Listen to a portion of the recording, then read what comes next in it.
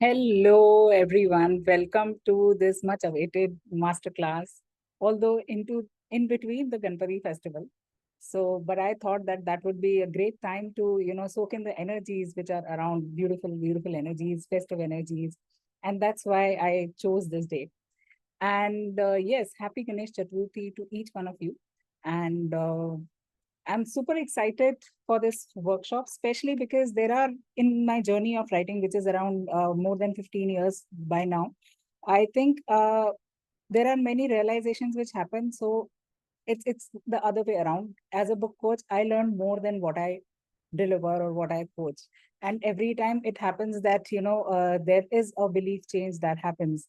And that brings a lot of clarity in not just my path, but I'm able to help better to all the people who have written books under my guidance. So would love to know, before we begin, would love to know, most of us know each other and many are new faces as well. So would love to know where are you from and have you written anything? If anything, you can type that like a blog or book, whatever. So would love your answers in the chat box, or if you want to unmute and talk, most welcome.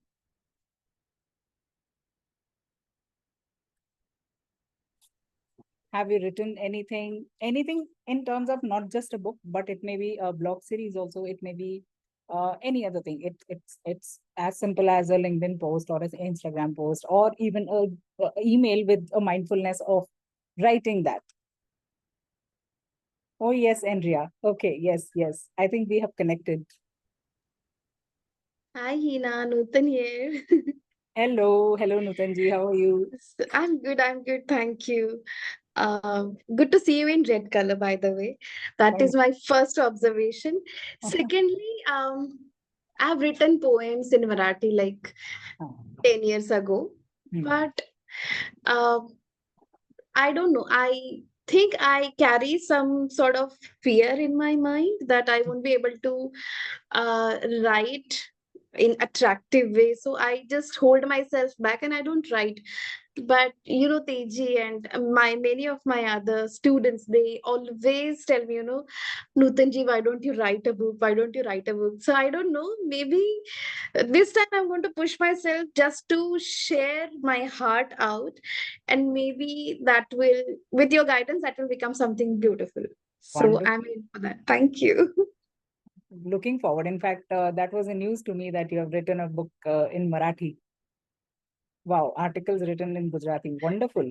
In fact, I love it more that there are regional languages which people think that they are not very prevalent, or they're not very famous. But if you look at the statistics out there, the regional language acquires almost 50% of the market compared to the English. English is only 20% of the books which have been published throughout the world.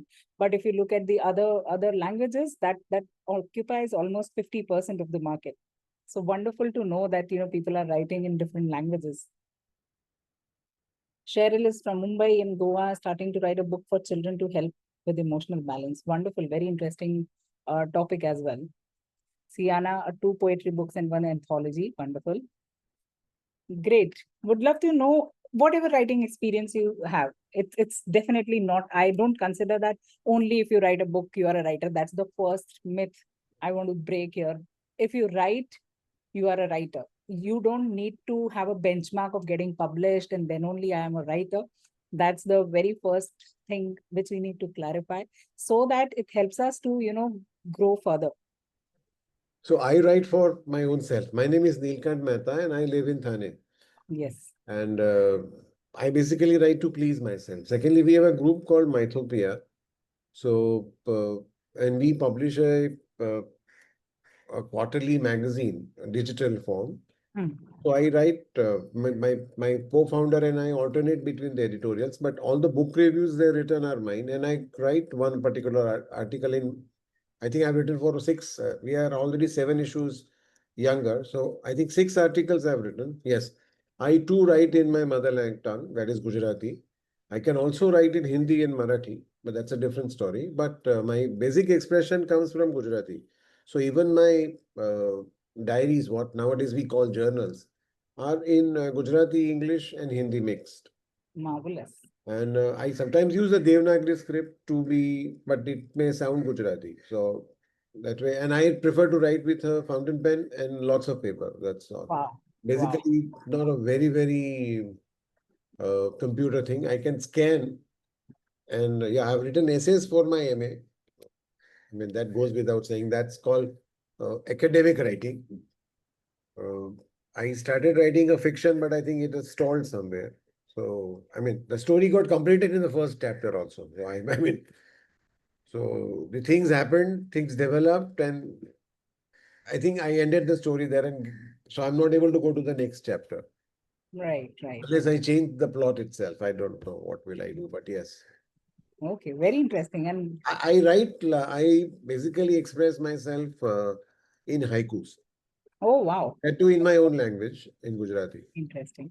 I also there was a time when I was stuck, and in the COVID times, haiku was one of the things I used to go to daily, and I used to write around 10, 15 haikus. And I guess there was an app where we used to collaborate and do that, and that was fun. I don't know the app, but You my write those, comes okay. from. Do share a link with that because Sure.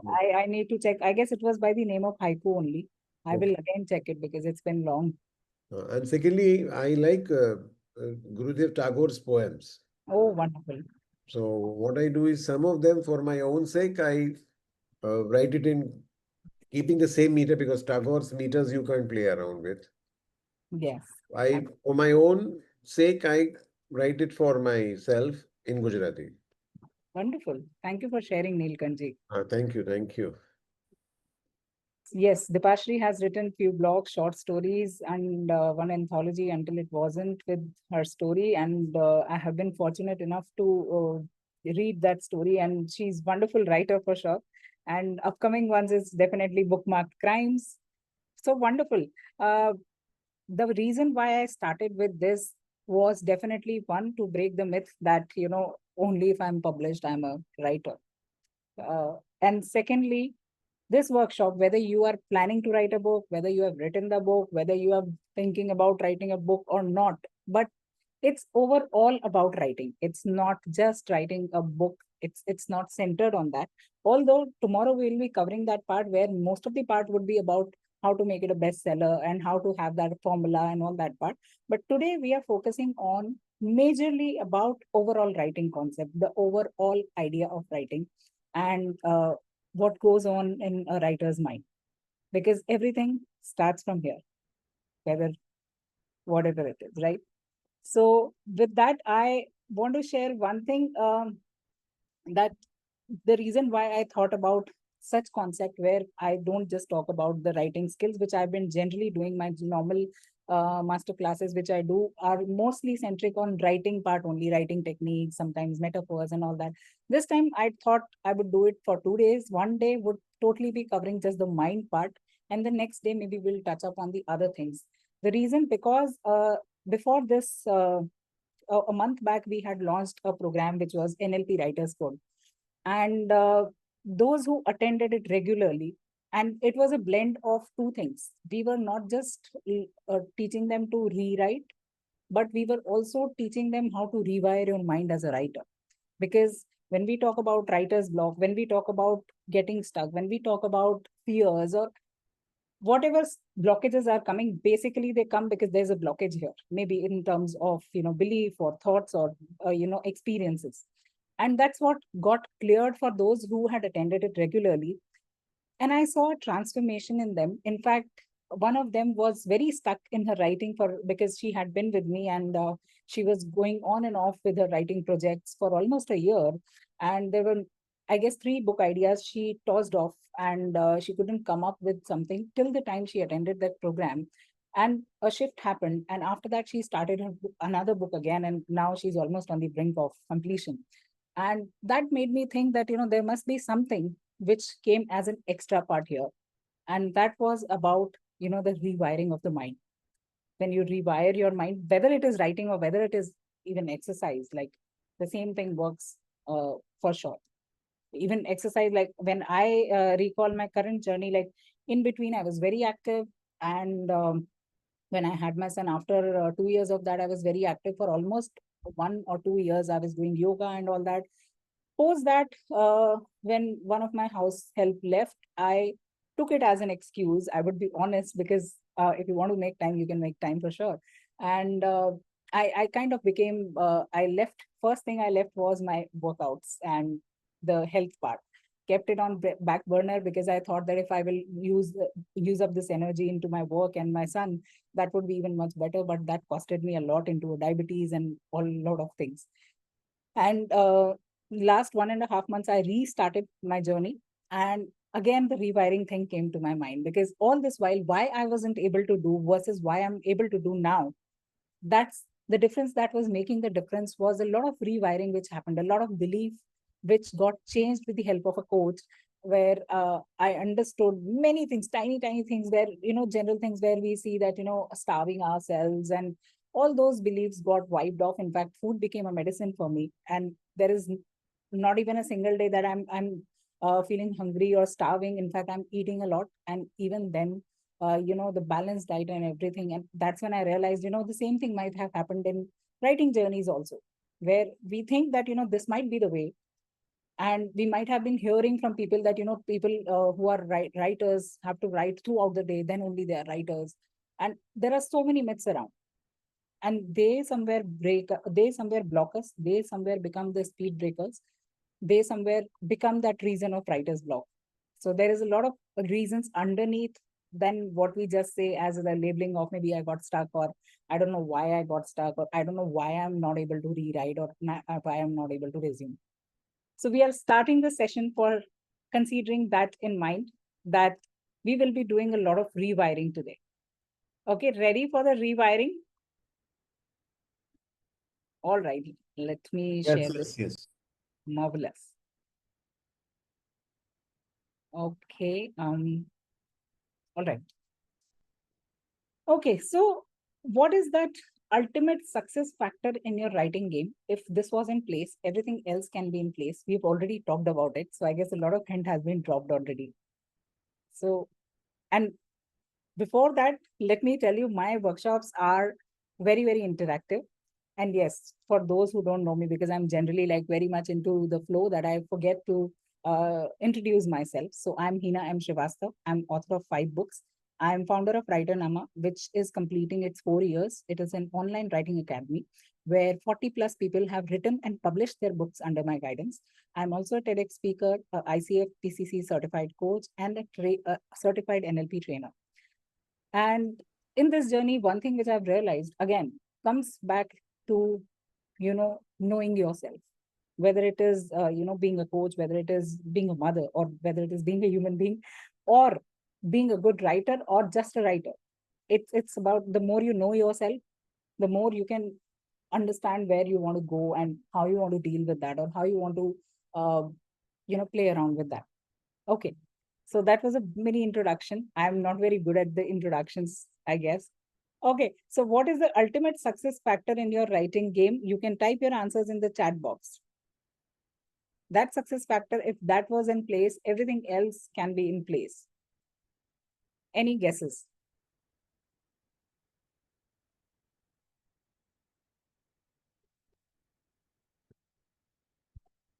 Thank you so much, Cheryl. Mindset, content.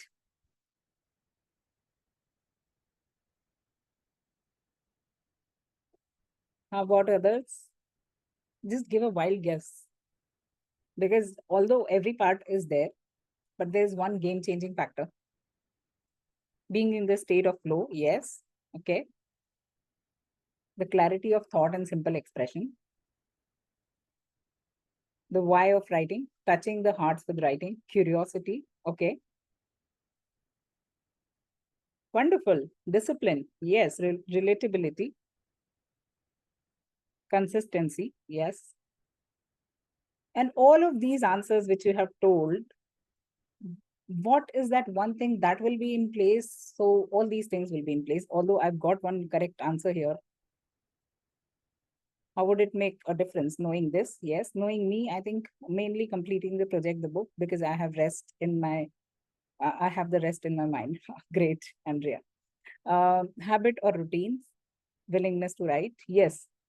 So all of this, if these are the branches, being in state of flow and clarity of thought and way of writing and all that. The root of this is, I guess Cheryl has answered, mindset. So when you have the mindset of a writer, and mindset, as the name itself suggests, mind is set. It's a set of something, right? Now, let's delve a bit deeper. What is mindset made up of? We always talk about mindset, but if mindset was a tree, what are the branches? Any guesses? What is mindset made up of? Beliefs, thoughts, beliefs. Yes, wonderful. Emotions. Emotions, wonderful. Identity, marvelous.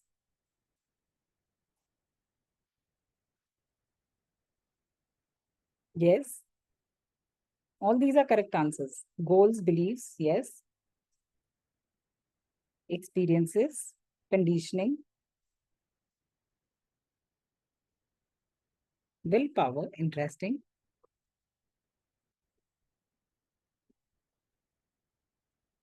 Marvelous. Okay.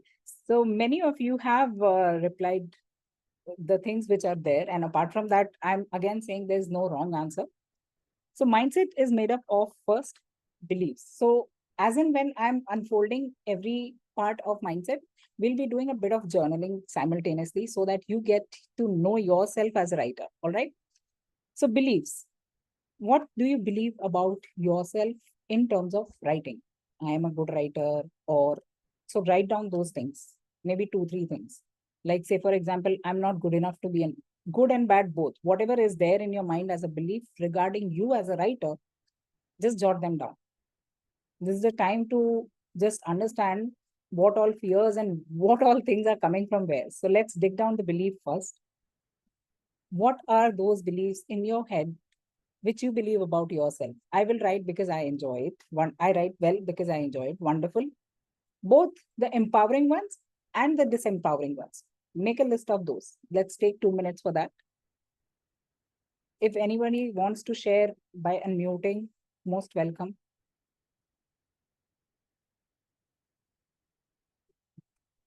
You are a good writer. Okay. Wonderful. Like, one of my strongest beliefs is that my stories are worth being told. And this belief comes from my childhood experience of my father unknowingly conditioning me in a way, because I was the only kid, and since I did not had siblings, my parents still had to do their duties and had to earn the bread and butter.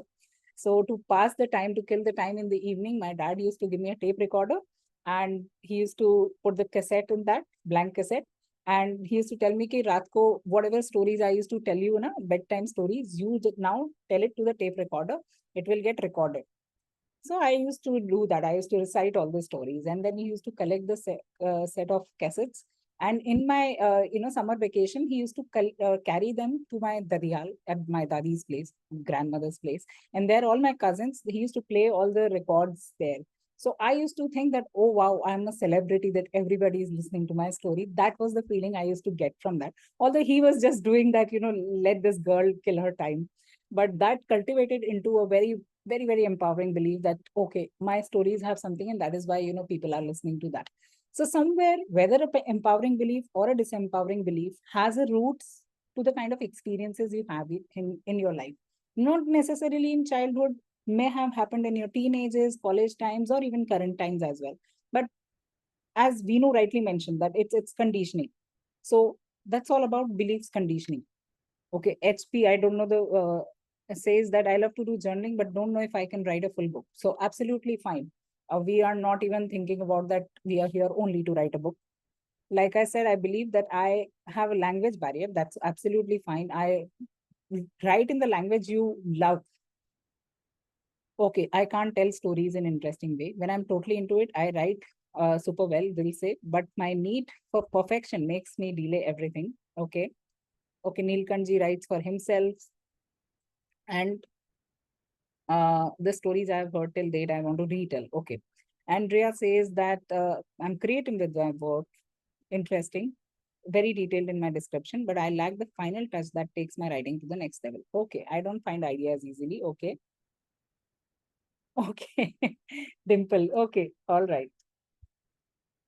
Okay. So now you know, I'm very sure that once you have listed down your empowering and disempowering beliefs, you will be able to connect the dots of the current mindset, a part of it, that, okay, where is it coming from? Also, you can connect back to the roots where this belief is coming from. I'm very sure that even if you are saying that I'm a good writer, somewhere some experience must have told you that, and that's how the belief got cultivated, right? So part of that mindset, part one, was belief. Next, definitely thoughts and patterns, mental loops, or I would say just like a loop or a cassette which keeps on going in the loop. These are the patterns, or a self-talk which keeps on happening. Like in my general motherhood area, this used to be my mental loop, that I'm not a good mother. I'm not a good mother. So even if something used to happen, from a tiny thing, from my tiniest thing of, my son, feeling overwhelmed while crossing the road.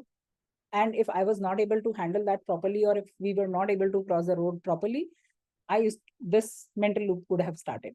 The reason why I'm telling you here this is, many a times when you sit to write, or many a times when you are so determined to write, that mental loop often blocks you, because that starts ringing in your head like a circle, like a cycle, keeps on repeating, and you never know. And you sometimes are like, I don't know, I think I'm not ready for that. But there are certain reasons, or the self-talk which is happening inside your head.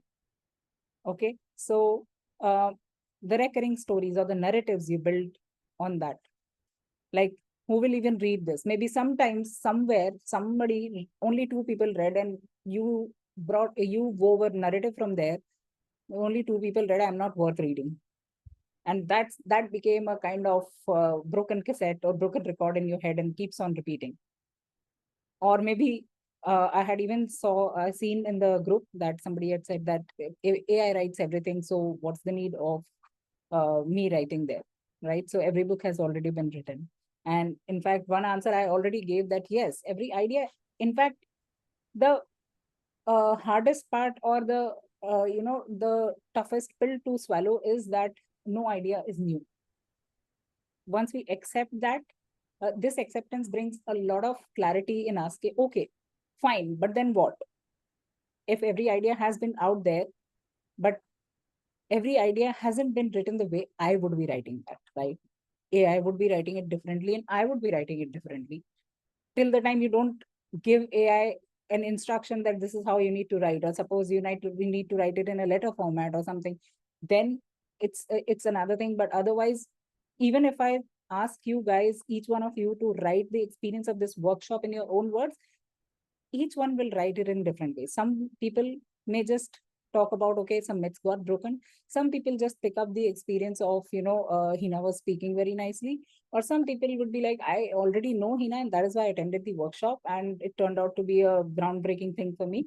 So every person will write it differently. So how can you say that every idea has already been written, so I would not write it? So time to list out some mental loops which keep on repeating in your head, especially the disempowering ones. I don't have patience, no focus. Yes. So now where is this coming from? Just to break this up from Cheryl, that, when you say patience, how long do you define patience as? For you, is patience is like, 12 to 5, if I'm writing, then only I have patience. So need to check your definition of patience. How long is the duration of patience?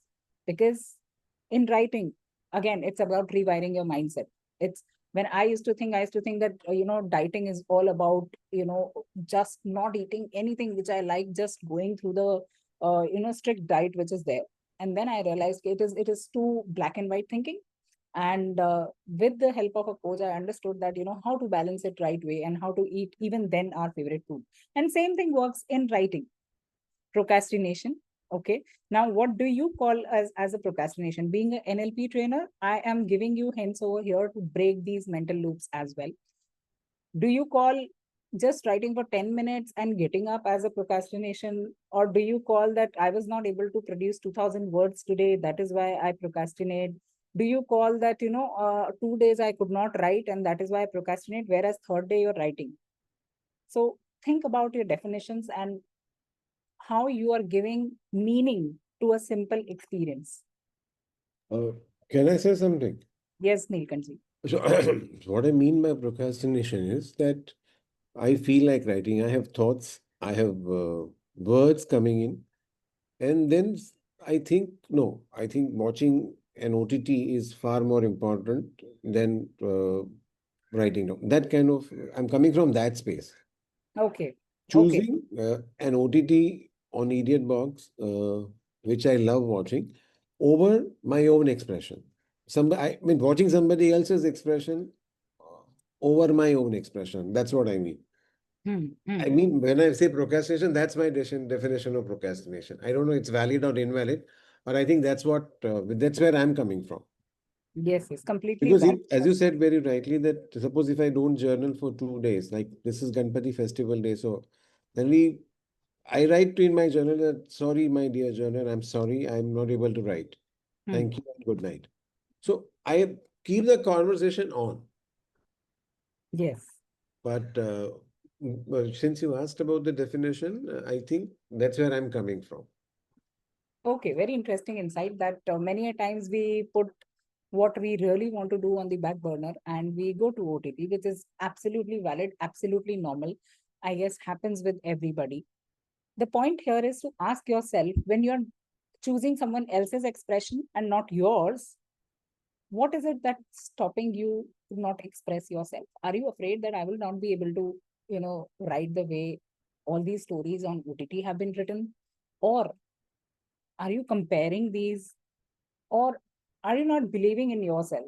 Where is it coming from? Is it fear driven? Is it comparison driven? Or I go to OTT intentionally. In fact, I go to OTT intentionally and I watch it from a lens of a writer. And after that, not necessarily that I will be writing a movie review or something, but yes, there would be something out of that which I would take away as a writer. Maybe, how the characterization was done, or maybe how the ending or the starting was happening, or maybe, how would I describe the scene differently. So I do it with an intention, okay, this is also my study. This is also my study of a writer. So when you're a writer, the whole world is your study book. The globe is your book. If you're even watching sitting in a garden, and you must have seen this advice everywhere that, observe more. And that's where, like, if you can just put an intention over there, there's nothing wrong with you are doing. I guess everything has a positive intention. Maybe you went there for just entertainment also. How about just putting one intention, okay, plus entertainment and bit of education, where I can, notice the loops, or maybe I can notice the plot points. And later on, us time, so you watch it with your full attention, whatever fun you want to do. But later on, just for 5 minutes review, and that becomes your study. And leave it. You don't need to write a movie review on that. So first of all, stop feeling guilty and stop resisting what you're doing. Because what you resist will be persisting you. Continuously, it will be persisting you. So instead of resisting, make it intentional, and how I can still look at it from writer's lens. And I guess that would help you a lot, because I generally do this thing a lot. Wese I'm not very much into OTT, but I actually force myself. I make a list of the things or movies I want to watch, and I go there, and that becomes a kind of, not because I'm not a fun loving person, but I find my fun in books more. Okay. That's Next. that's the thing I do. I mean, between OTT and book reading, I return to reading a textbook, a book in the sense, anything that is a text is a textbook for me. And Yeah. then I make my own notes, and then I write a book review for my again own self, and I share it with some friends, because Wow. many of my friends have given up on reading since they went to their businesses. So about 40-45 years they have stopped reading. So I write the small review for them, send it to them, and they say, "Oh, thank you for sharing a book with us." Wonderful. Of my There you friends, are. some of There my you friends say that I will not read in English. You write to us in our own language. They not that they don't know English. Of course, they are businessmen. They all know English very well. But no, तू English में क्यों लिखता है तो गुजराती में लिख. are. Yes. Wonderful. So there you are. You are already working as a writer, and there is no need to feel guilty about it, because somewhere when we say na ki mental loops, sometimes we think those are mental loops. But another thing to look at it as if you're already doing it intentionally. Okay, Manish says crowding of ideas. I would suggest from my experience that if there are ideas, just one thing you need to do is to keep a diary, not always jotting down all the ideas. I'm sure that you will not be able to document all the ideas throughout the day which are coming. But even 5 of them, 2 of them, if they got documented, that's enough. Imagine if you're documenting 2 ideas daily throughout the week, how many ideas you will have already in your, and in a month, and then in a year. So I generally don't keep a diary. I just use it in my app, notes app mein dal ke, and I make a list of ideas and I keep it there. Sometimes I make a reel out of it. Sometimes I write a blog. So it's my freedom what I want to do with that. But just a thought came. I overheard somebody and that sounded very interesting to me, that how can I use it as a starting point of my story? So I just write them down. So documenting is one of the very undervalued and very lesser known part of writing lifestyle. When you document things, you are actually building up the backbone of writing, because you will have, when you sit to write, you will not have you'll not have lack of ideas. Okay, abhi kya likhu? That question will never come, because you already have your treasure ready.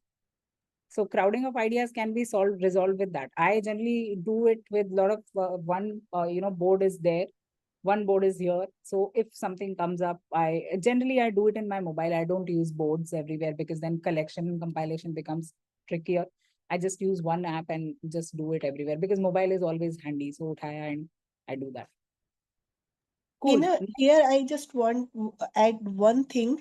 Yes. As in the book Big Magic, Elizabeth Gilbert, the famous writer who has written this book, she says that idea keep coming, and if you are having certain ideas knocking you again and again, it means that are the ideas you should explore more. So if you are keeping a check on your ideas, which kind of ideas you are having now and then you will so somewhere universe is passing a message to you, or your inner self is passing a message to you that you should work on this idea. So if a person is having a crowding of ideas, then congratulations, you are on the right path. Yeah, very, very nice perspective that, that people don't get ideas. And if you're getting ideas, nothing like it. Only thing which is needed is to just document them, and that's it. You are good to go for big things in writing, for sure. And yes, I remember Elizabeth Gilbert has shared this, that if an idea is coming to you frequently, it means that the idea has chosen you, the story has chosen you. It's not like that if you are not choosing it, or if you're not able to document it, fine, it goes to some other person. And that's why sometimes you might have observed that ye idea to mera tha, but ek movie ban gaya, or maybe this article came up. This is how the energetic work happens over there, that an energy is choosing you. It's okay, sometimes by mistake nahi hota hai, that's okay, but it has come to you for a reason, that it wants to be expressed through you. And one more thing, Sir has told that his friend says that you should write in Gujarati or you should write in some different language. Why is it so? Because when we compare it to the analogy of cooking food, so every recipe is is being practiced in whole India or whole world, but the essence of that place, that culture, that language just enrich your content so variably that the flavor changed completely. So maybe they want to taste that Gujarati taste in his writing, and that's why they are forcing you that when you talk to them in Gujarati, they feel that you are giving more punches, more weights is coming. So that's why they are saying this particular thing to you. So you should also focus on what feedback you are getting from others who are reading you. That's Yeah, it. absolutely. And language no bar is the first rule of writing. I used to believe that, English is the only thing and all those. And as I say, as I evolved as a book coach, I realized that many myths I was carrying along, and those got broken on the journey of writing and making other people write. Okay, next one is emotional state, where how do you emotionally feel when you sit down to write? And that's very important, very less talked about. And if you manage that, it's very easy to, go and get into the flow. Are you sitting from the place of space, fear, doubt, that would I be able to write? Oh God, what should I write today? Oh God, not again. If these are the thoughts going on in your mind or converting into the emotions, just keep a check, take three deep breaths, and maybe give the affirmations over there and start from a very healthy emotional state of mind. Sometimes we just sit, as I say, the rewiring is important. And in that rewiring, the rewiring of conscious rewiring is very, very easy and very, very important. Even if you're doing 15 minutes of writing and 5 minutes of that is spent in just changing your energy, changing your emotional state, do it, because that's what will make the rest of the 10 minutes very productive. So it's just like that, keeping our plate clean before serving the food on that. We don't eat in dirty plates, right? Similarly, we don't start with a not dirty mind. I'm saying with a unhelpful thought or unhelpful emotions in our mind. Well, here also I want to add one thing, that Yes. if you are having in a kind of emotional state, and that is, somewhere nudging you again and again, and you are unable to write because of it, then dump all your thoughts related to it on a blank paper. And then once you are free from it, that you are not having any single word on it to write, then you are clean slate. Now you can work on your idea. So Wonderful. it will help you emotionally build a clear path to, just get rid of the suppression of thoughts and suppression of those emotions. You somewhere find the therapy in writing, because Indeed. first you are cleaning yourself and then you are writing. So it's not only helpful in your writing journey, it will also build emotional balance in your life. Sorry Indeed. for interrupting again. No, no, no. I loved it. In fact, I could see a lot of NLP perspective here, that a lot of some modalities part, that brain dumps can be used for this. Dump it all. I'm not a good writer. I'm not this. I'm not that. I'm not, and tear the page and, maybe, flush it, burn it, and, toss away before you start writing. Clean your energy and clean your space before writing, because writing is not just a skill. It is a calling.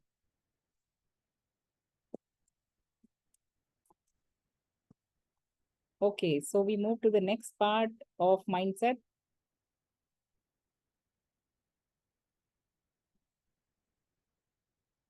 which is habits and routines.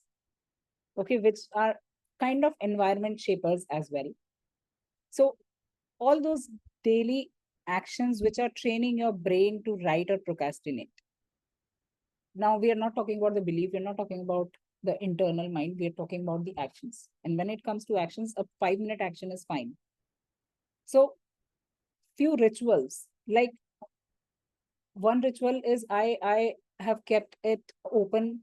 It's not a ritual, it's a mindset part, that, earlier I used to think that if I'm not able to write in the morning, my whole day is gone for toss, and now I cannot write. Now the day has gone and this and that, and but gradually I started making space in between. In between means just 10 minutes. In between means, just before sleeping, if I could get time. So not keeping it very, very, very, very flexible, because my focus is not in the excuses. My focus is on evolvement, which is just 1% evolvement every day, or maybe 0.1% evolvement every day. If that is happening, how it is happening, I don't care about that. I just want that should happen. And coming from that mindset, now rituals, many people say that, you can have a coffee along with that. So it's completely your personalized part. What do you want to keep as a ritual? Some options can be, read a book before writing, so that it gets you into the space. Some people do coffee, some people go to a cafe and do that. I don't get into such things, but yes, tiny rituals you can have over there, which can get you to writing. I keep a water bottle with me. I drink a lot of water while writing, and I go to a lot of washroom breaks, and there also my mind works. So I like it that way, that a little bit of writing and then movement, a bit of movement, then coming back. That movement keeps my head in one place. It's because better I feel the energy has started getting dispersed somewhere. So I keep drinking water and take washroom breaks. So that's one of my funny way of rituals to do that. I don't have a specific chair. I have not kept all these things so that I don't get bind by these things. कि वो chair नहीं है, तो I'm not able to write. Next is, I guess, Dipashri had mentioned identity as one of the parts of mindset. Who do you see yourself as? So tell me, if I ask you, I'm an aspiring writer versus I'm a writer in progress or writer in making, what would you choose as in your identity? One or two? You can type your answers in the chat box.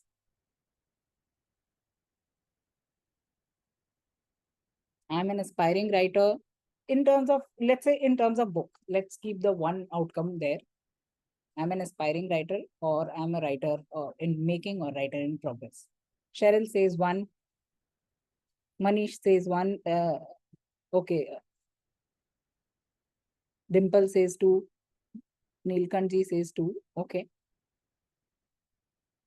Yes. What about others? Dimple would love to know if you can unmute, or maybe Yogita, Neelkanji, anyone. Why two?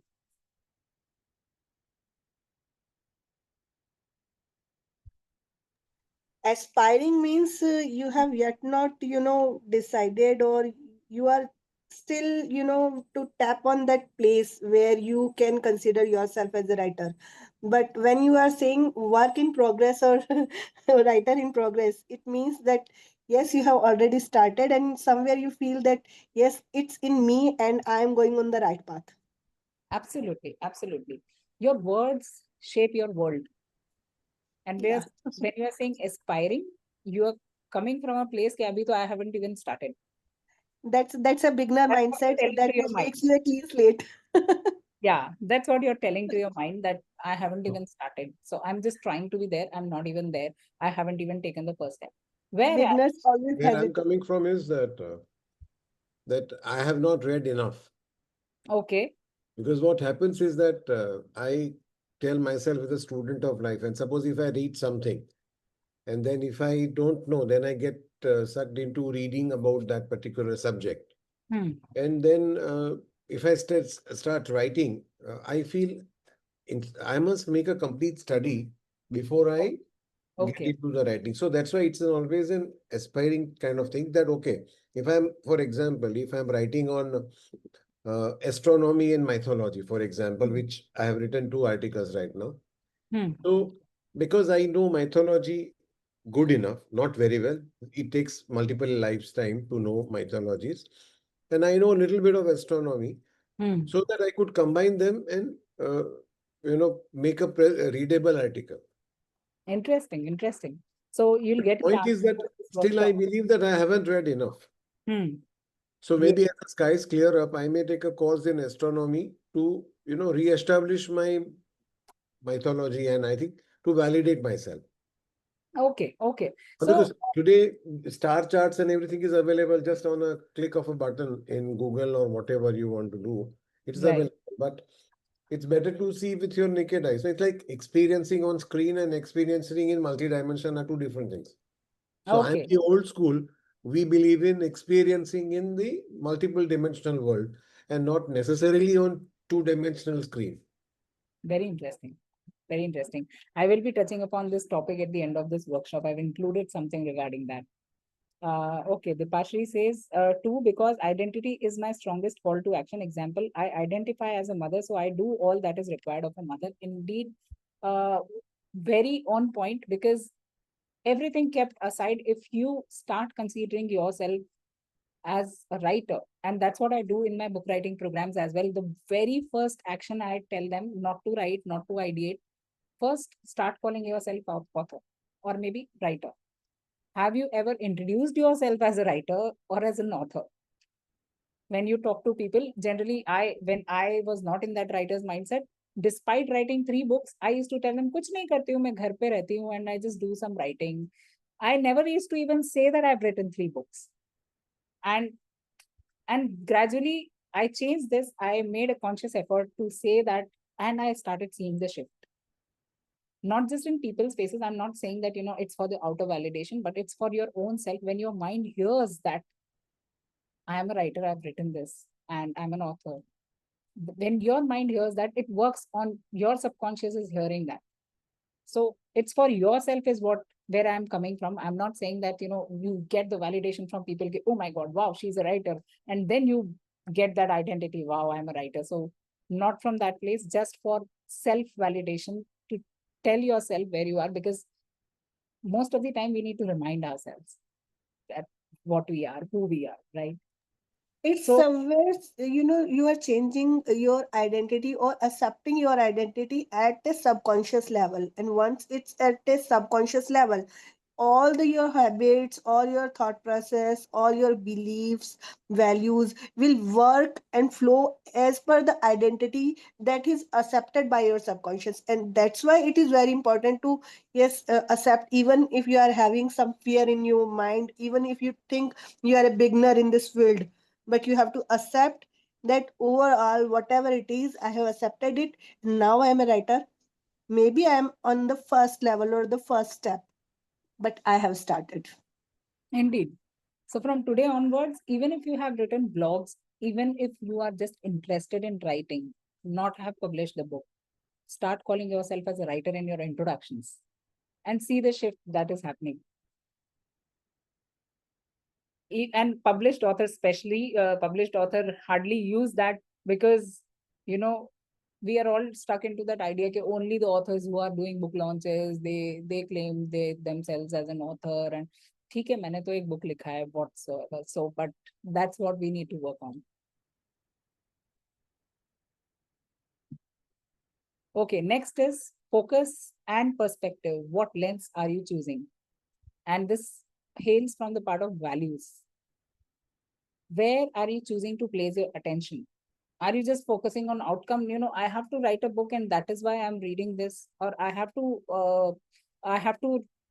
write a book because everybody else is writing it, or I have to write in a particular genre or a particular language because everybody else is doing that. If these are the things which are coming to your notice now, list them down. Where are you focusing? Are you just focusing on outcome, where the language should be the outcome, or I have to read 5 books before I write one. I have to research in 10 books before I do that. Where are you focusing at? Or are you focusing on the process? Okay, I will play around, I will research and write, I will do it together. It would not be either this or that. It would be this and that. And let me play around, because there is nothing called perfection in this world. How so many books I will read, there would be something which somebody will point out, and then I will feel, oh my God, I did so much of research, and even then I'm at that place only. So are you focused on the consistency, showing up every day, writing, and sometimes missing, but even then not leaving that identity of a writer? Where are you focusing at?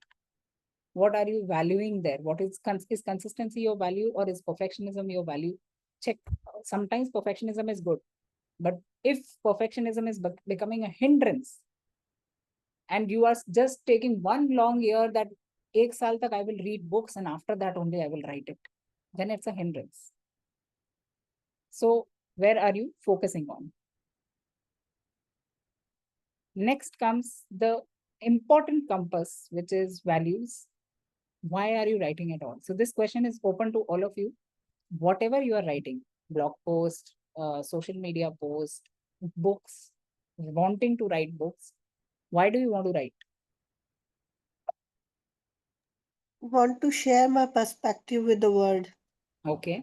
Because as you know that South has made certain movies and stories, but even then Bollywood make a remake of it because they want to show perspective. I'm not saying that same copy. That's not my idea. But yes, showing your own perspective on those stories is required. And that's why I want to share my idea and perspectives. And that makes me, inspired for writing.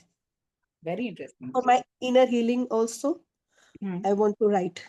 And yes, definitely if you write on a particular subject, likewise I am from legal field, and if I am able to write certain articles on certain legal problem or issues, it will create my authority on that particular specific topic. And then people will accept slowly and gradually that yes, this person is, have written that much on this particular topic, so he is or she is knowing more than others, and we can consult with that person. That's why, for creating an authority. Yes, very interesting. Very interesting. So each one of us can have different whys. Doesn't matter. There's no why which is wrong. But knowing your why is very important. It may be just be like, two of my clients had come, they just wanted to write their story and wanted to get healed. They were not worrying about, that how it would be written or what the world will think, whether it would be perfect or not. They just wanted to write that we have lived it. Now we want to write it once. And they were coming from that place, and they really got healed during that writing, because a lot of things got rewritten in their mind. They looked at it with different perspective. So healing can be one part. Legacy building, definitely the biggest part, or I guess the biggest reason that people write books is that they will live even after they die, because your name will always be there for generations over. Authority building, for many people who are into coaching or are into the side hustle and all that, they come to me for authority building, that this will create authority in my niche, and that's why I want to write. Or just a creative expression, that's also absolutely fine. Writing helps me to understand myself better. Sienna, I can completely relate to you, because whenever there's a jumble in my head regarding even emotions, I sit down and I write. I ask, it's like a friendly conversation with my own self. I ask questions. And the best part which writing does to you, regardless of all these things, legacy, healing, teaching, this, that, it makes you a clear thinker. And it is scientifically proven that when you write, your mind slows down. Otherwise, there are so many thoughts racing out, that you get confused, one after the other. And I forgot the number of the thoughts, but it was a statistics that came that around 70,000-80,000 thoughts a day we think. And now look at the kind of speed we might be having there. And just to slow that down, in whichever area you're writing, that gives you a new perspective. Because when you slow down, there are so many realizations. When you slow down, you understand, detangle many things over there. So I can relate to Sienna very wonderfully. Dr. Sukhmeet says, for people to know me better, create an authority for my work. Okay, I don't blow my trumpet otherwise. To share my experience and practice tips and science behind the problems women face. Interesting, Janvi. Uh, Dimple says, to express my unique point of view. Interesting. Expressive writing works as therapy. Absolutely. Absolutely. That does. So knowing your why is very important, because this is a fact. And I would say this is a very normal part of writing journey, that when you start a book, you might have start with, a lot of passion and ideas and so many things. Even if you come to me, there are many times where happens, life comes in between and we lose the vigor. Or sometimes we are like, I'm not feeling that, uh, I'm not feeling that kind of passion which I used to feel. And there are many, then I help them to dig down that where is it, where they are coming from, what pillar has got weakened. And many a times it's just a reminder for them. I ask them to do this exercise, that write 7 whys about your writing. Why did you start? And what is your, why did you want to write this book? And that 7 whys, I tell them to write for 7 days. Why? Write 1 why every day, or 5 why, jitna bhi why, whatever coming to your mind, just write them down. And that the moment they start doing it, they start getting that clarity.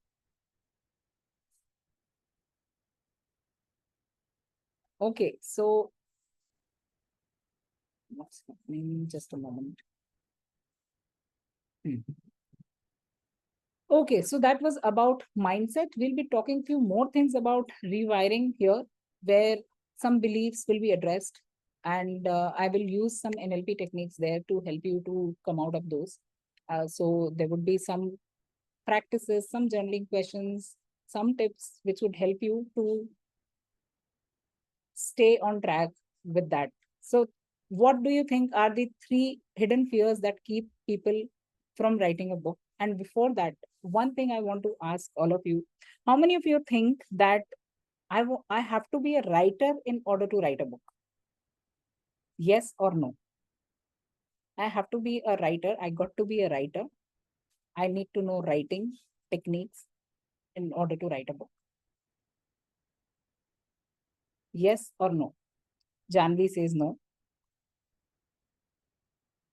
No, book is an incidental output. Okay, Dipashri says no. Dimple says no.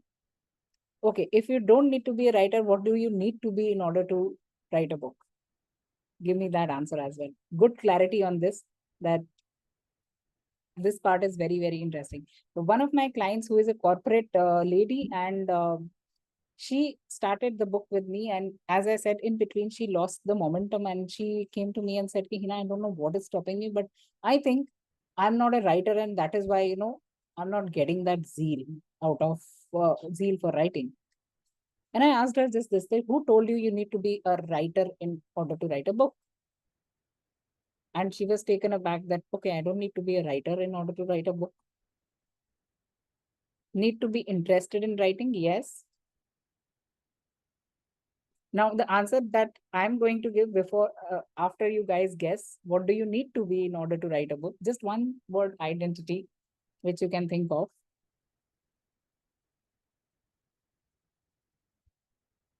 And then you'll be like, okay, we all have. The hint is that we all have in us. You don't need to be a writer in order to write a book.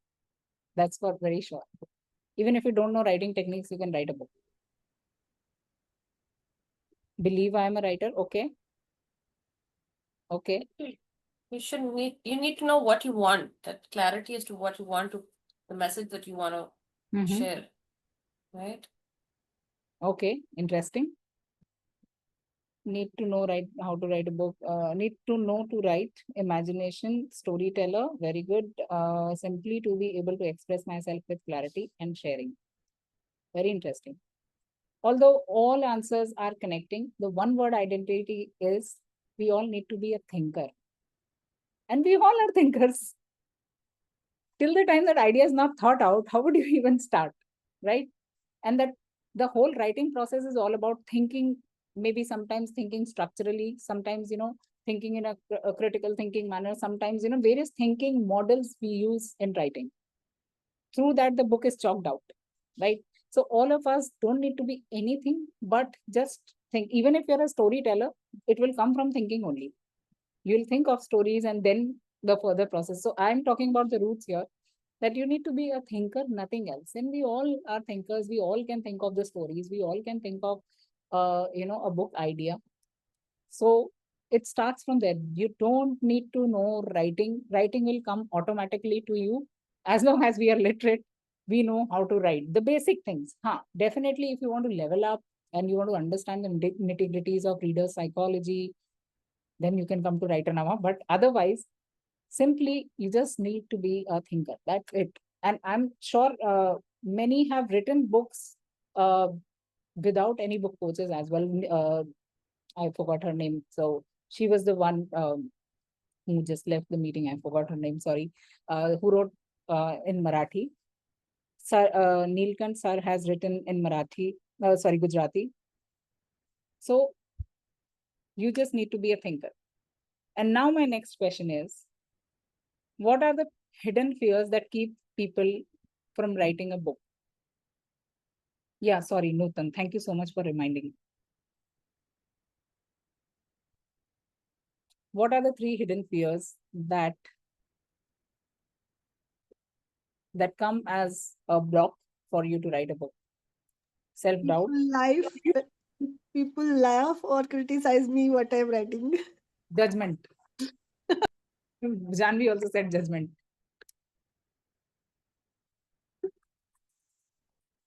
Okay, interesting.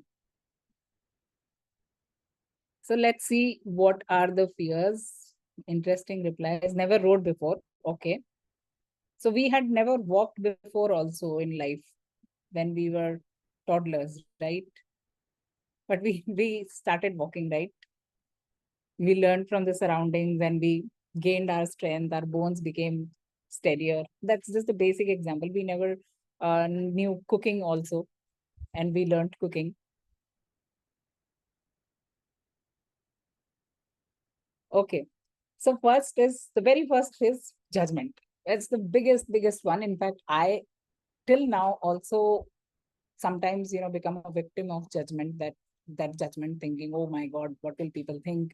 And that comes especially after you start writing. You write one book and then it comes even more, because then you're like, oh, I've already written one book. Now people are looking at me with an expectation. And that happened with me when I was writing my fourth book, and I was already into book writing coaching by then. And I was writing a book on writers, which is the writer's code. And despite planning it so intricately and making a complete PPT on that, and doing all the research, and it was just so ready that if I sit to write, I will be writing it. The day I sat to write, this pressure of judgment that, oh my God, I'm a book coach, that was a thought loop that was going on in my mind. Now I have to write the first sentence, which is very fiery, which is very groundbreaking. Otherwise, there is no use of writing. And that stopped me for long 45 minutes. I just stared at the screen, what to write. Despite having all the things ready, chapter outline and how I will do index was ready, everything was ready, researches were ready. And even then I was just thinking that, what can be the very first line which would be groundbreaking. And that's what the judgment does to you. That the fear of judgment does to you. I usually don't complete my complex task unless someone is putting external pressure on me. Okay, fear, okay. So that's a fear, pressure, fear, okay. Fear of making mistakes, okay. Never wrote before. So question to Debashri is that what are you avoiding by not writing without pressure? Think about it. You may not reply, that's absolutely fine, but just for your own thinking. Janvi says if you get stuck while writing and the audience would think, isme kya naya hai? Yeah, this is your assumption. Who came and told you that isme kya naya hai? Nobody came and told you, right? But that's how our mind starts making mind actually, there's this concept of that you go by the soul and your book will be smooth flow. And if you're going by your mind and all the logic there, at every step, you will be having some assumption, some belief, oh my God, oh, they will think like this, oh, somebody, but nobody has done that thing. It's just your anxiety doing the dance, making you do the dance of this uncertainty. So it's just like, leaving a dish half cooked because you're afraid that guests won't like it. Guests haven't even come. They haven't even smelled the aroma. They haven't even said anything, but it's just mind playing the imagination. So that is why I will leave it half cooked, because maybe, what if they don't like it? I'm anxious and not doing it correctly, or yeah. So that's again a fear. The fear is coming out now that I will mess it up, which you had even opted for in the group. Okay. So let's do NLP reframe over there. That first NLP reframe would be, by the way, NLP is neuro-linguistic programming. It's how the way your words shape your world, and it's the whole science of that. So when you think about, what will people think? First, think about the opposite incidences where people have appreciated. In fact, Janvi being into my book coaching, she must have got a lot of appreciation already. So by now, she must have already broken that belief, I'm sure. Second is, what meaning are you giving to people's reaction? Somebody did not say anything. Your mind made up a meaning. Oh my God, this book wasn't good. That's why kuch bola nahi. Or maybe they just said, oh, very nice book. And you were like, oh, just very nice. Okay, they are just saying it for the formality. And this means this book wasn't written in a good way. So I should not write. I should stop writing. What meaning are you giving to people's responses? I would suggest rather go and ask clearly that, can you tell me a bit more? That's okay. Rather than just assuming things over there that, okay, this happened, it means that, it means that, it means that. And wherever your mind is saying, it means that, you need to bring that to notice. That's how this fear will go away. Broken the belief of almost finished the writing. Yes, all the chapters. That's what I'm saying. You're in the flow. So any past memory might also may come up when you're making the meaning somewhere, you did not get good marks in essay writing. Okay, and your mind is still stuck there. Oh, remember you did not get good marks in essay writing? And it's coming from there, and you're still like, Arey yaar, who will like it? Essay writing, I did not get good marks. How would anybody like my book? So many times it may be nourished or coming or stemming from past as well. How many of you were, I will use were after this, were suffering from the fear of judgment? Many of them don't start the book because of this only. I'm not ready yet because the world needs more, and I need to write a perfect book. And that's why, I'm not writing a book as of now. I'm not ready yet. How many of you had this thought in mind? English teacher is dancing in my mind. See, what a good memory, a helpful memory popped up. You're not good enough. Wonderful. The moment you have shed the light on this monster, it will go away. You're showing your mind, oh my God, this is where it is coming from. Okay, next is fear of failure. As Dipashri mentioned, what if I write and it's bad? What if I mess up? What if I make it too bad? What if it's not clickable? All those fears talking out loud in your head. So before I tell this, let me tell you this, or maybe many of you might be aware about this also. Brandon Sanderson, a very renowned author, you can check him, I guess 14 or 20 books already written. I don't remember the number. Or J.K. Rowling, or any other author who has been published now with Penguin and all. You can, go back and see their stories. But what I know from my research is that they have not even 5, not even 10, 20, 30, 40 time rejections they have seen. But they did not stop because their belief in their identity, or maybe their past conditioning, was so strong that they still kept on going. What meaning again are you giving to the bad? What is bad for you? Is it bad is that I got only 5 readers for my book, that's why it is bad? Is that the meaning you're giving? So it's all about how your mind is making the meaning out of that. Or is bad is like, oh my God, I did not get Amazon reviews over there. So is that bad? Or is it in pre-publishing reviews, which you give to your friends and beta readers to read and give me the feedback? 2 of them said that, the book is still not at par. You could have done much better. Is it that because it is bad? Or you saw your friend publishing wonderfully well, or somebody in your known publishing wonderfully well, and you're thinking that I haven't even started, how can I write even good, or something like that. So dig a bit deeper and see that, because the simplest formula to see this is, it's not a feedback, it's a feed forward. So even if you're getting a feedback, correct it. This is what we do in our anthologies, which get published by Writernaama. And I tell them in advance that despite me doing the typesetting, there might be times where, some words might have got repeated, because when typesetting happens, it's done by my team. It may so happen that there might be some mistakes. Doesn't mean the book is bad. We will again submit the revised version. That doesn't mean that your story is bad. Okay, things happen. You might not have still, and there will always be a scope of better writing. Always.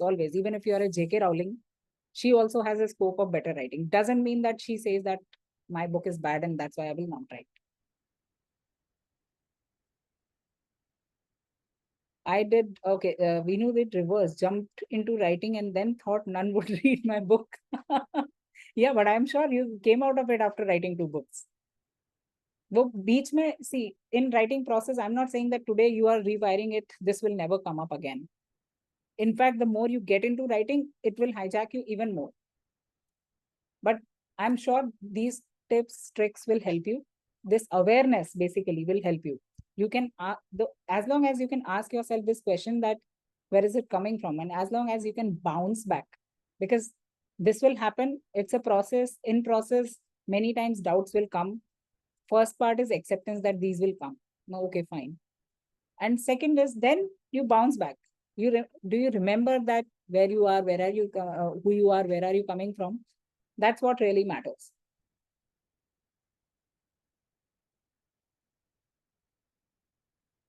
Okay, and okay, J.K. Rowling was rejected 12 times before Harry Potter lived the whole world. So 12 times rejections. And third part, to beat that fear of failure, is how do you define good or bad? Is the definition check of your own definition.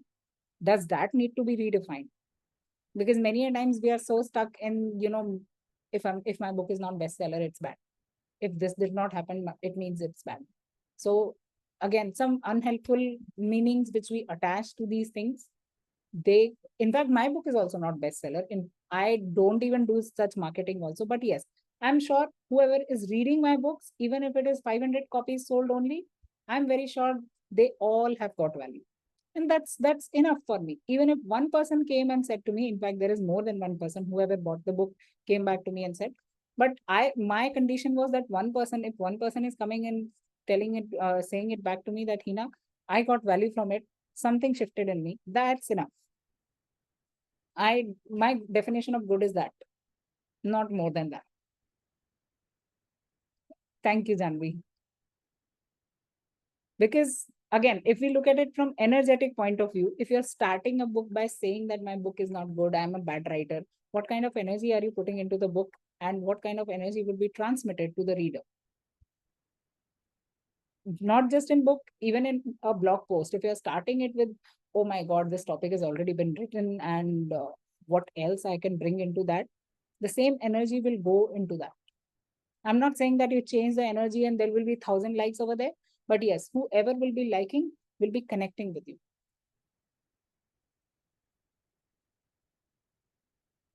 And next is, who will read me? Now, that's an imposter syndrome.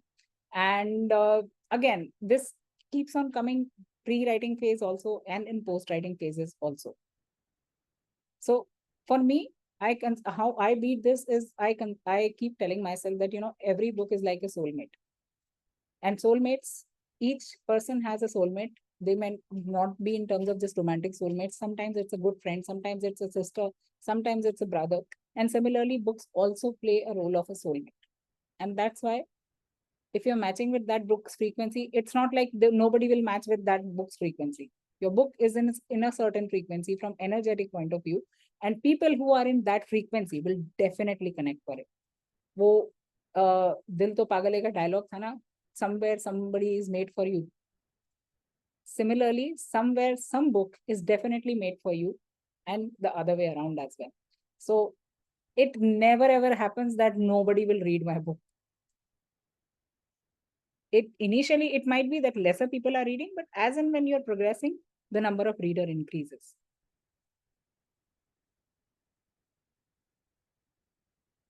Sorry. And the ultimate key to resolve all of these fears or any other kind of fear which I have not listed here is to ask the what if. And by this, I hope you all remember the simplest quote, which was, what if I fall? And the answer is, what if you fly?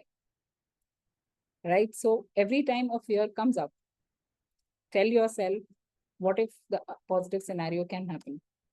Because your mind will always show you the hindrances. Oh God, this is happening. Oh God, that is happening. This is the threat. This is the threat. This is what is happening. You're not good enough.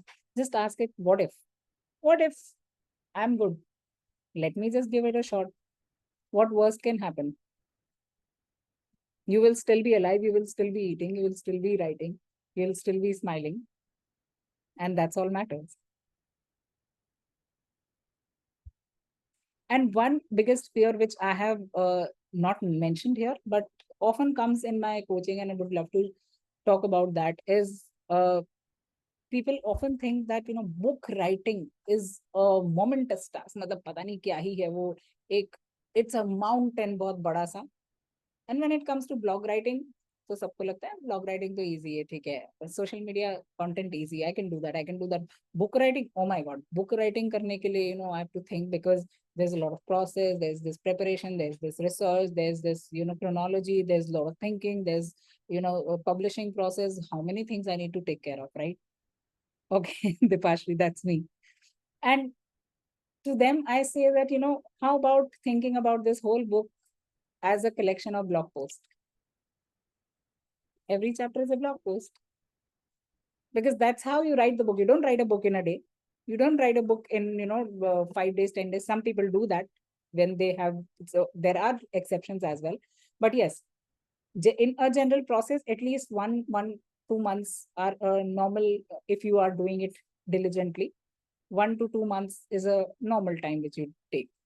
So, and in that, when you do it in bits, then why are you thinking that it's a mountain? Mountain is building up with bits and pieces there, right? So that's one of the belief many people come to me, I've written so many things, but would I be able to write a book?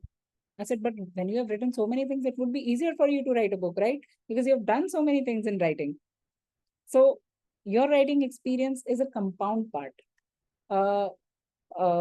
The Atomic Habits guy, James Clear, he had written, he had written 100 blog posts on the same book before he published his book, on the same topic, not same book, on the same topic, 100 blog posts. And those blog posts helped him to write the book. He just wrote it. If he would have separated these experiences, blog writing so I have done, but how would I write the book? Would he be ever able to write the book that way? He considered that as a stepping stone. That, okay, I'm writing blogs. These are going to help me in write a book. Or maybe he did not even think about it. And the book came by itself, because writing 100 blog posts builds a resilient muscle of writing in your journey of writing. And that's there. I combined so many content topics from my reel. Yes, that in fact, Ankur Warikoo, he never writes books. Ankur Warikoo, if you know, he just compiles his 10 years of content and makes a book out of it.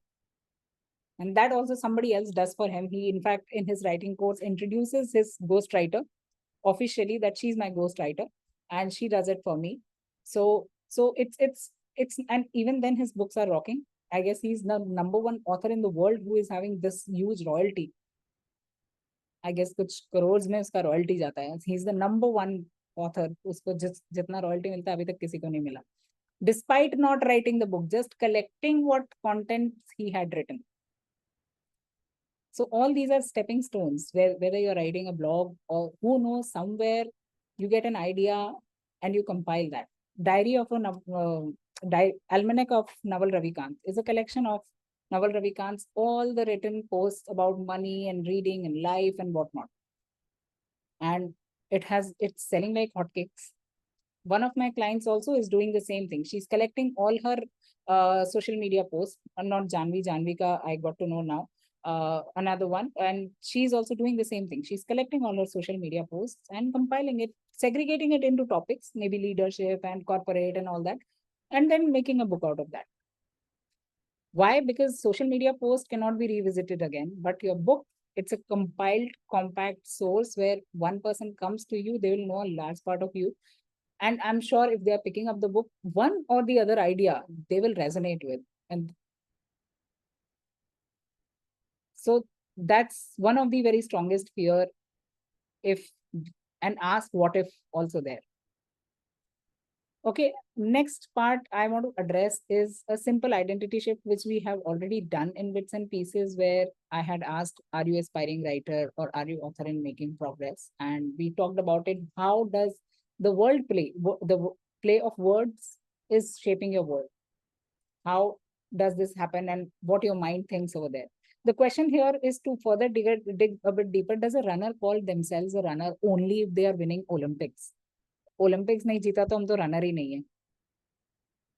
So similarly, book best selling नहीं हुआ तो हम author ही नहीं हैं. और book 100 लोगों ने नहीं पढ़ा तो हम author ही नहीं है. I'm not even an author if 100 people have not read my book. All those, it's just like a runner knows that I'm a runner without having any benchmarks over there. And same thing, a writer is a writer without having any benchmarks over there.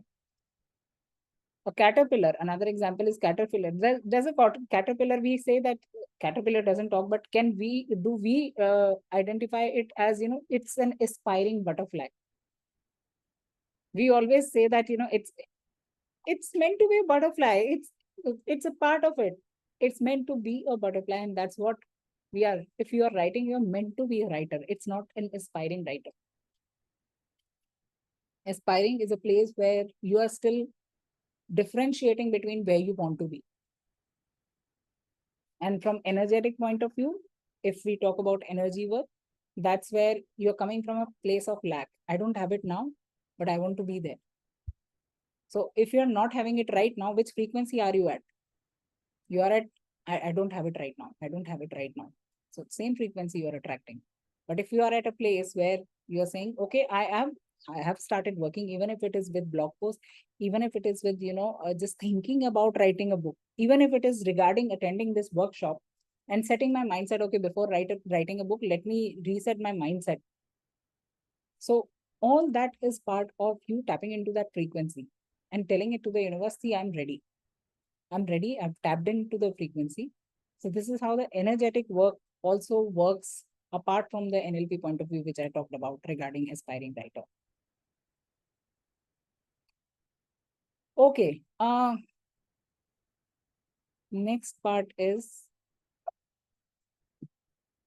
the power of your why. I'm repeating these things because these are the core of the rewiring. Repeating, but not in a same way. We will do some exercises here and we'll see the shift. Okay. A book without a core why is just like, a ship without a compass, or you can say a body without a soul. Okay, let's do one very quick writing muscle exercise, training your muscles. Fill in the blanks with this only. A book without a why is, and give it a metaphor. One metaphor I have given for the example, like a ship without a compass. What else can be there? Maybe like a rose without the fragrance. Or another one I said, a body without a soul. So what metaphor can you give here?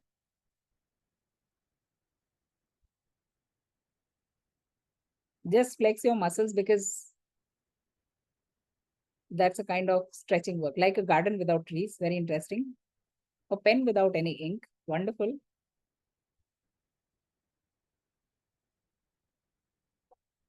What else? The whole soul, A temple without idol. Wow, very interesting. The more you participate, the more you will flex the muscle. So it's not my benefit. It's a collective benefit we are doing for each other. Like a sky without rainbow. Very interesting, Dimple. Movie without hero or heroine. Areva, very interesting. How about others? School without students. And school without teachers also. Metal without shape. Very interesting. Wonderful.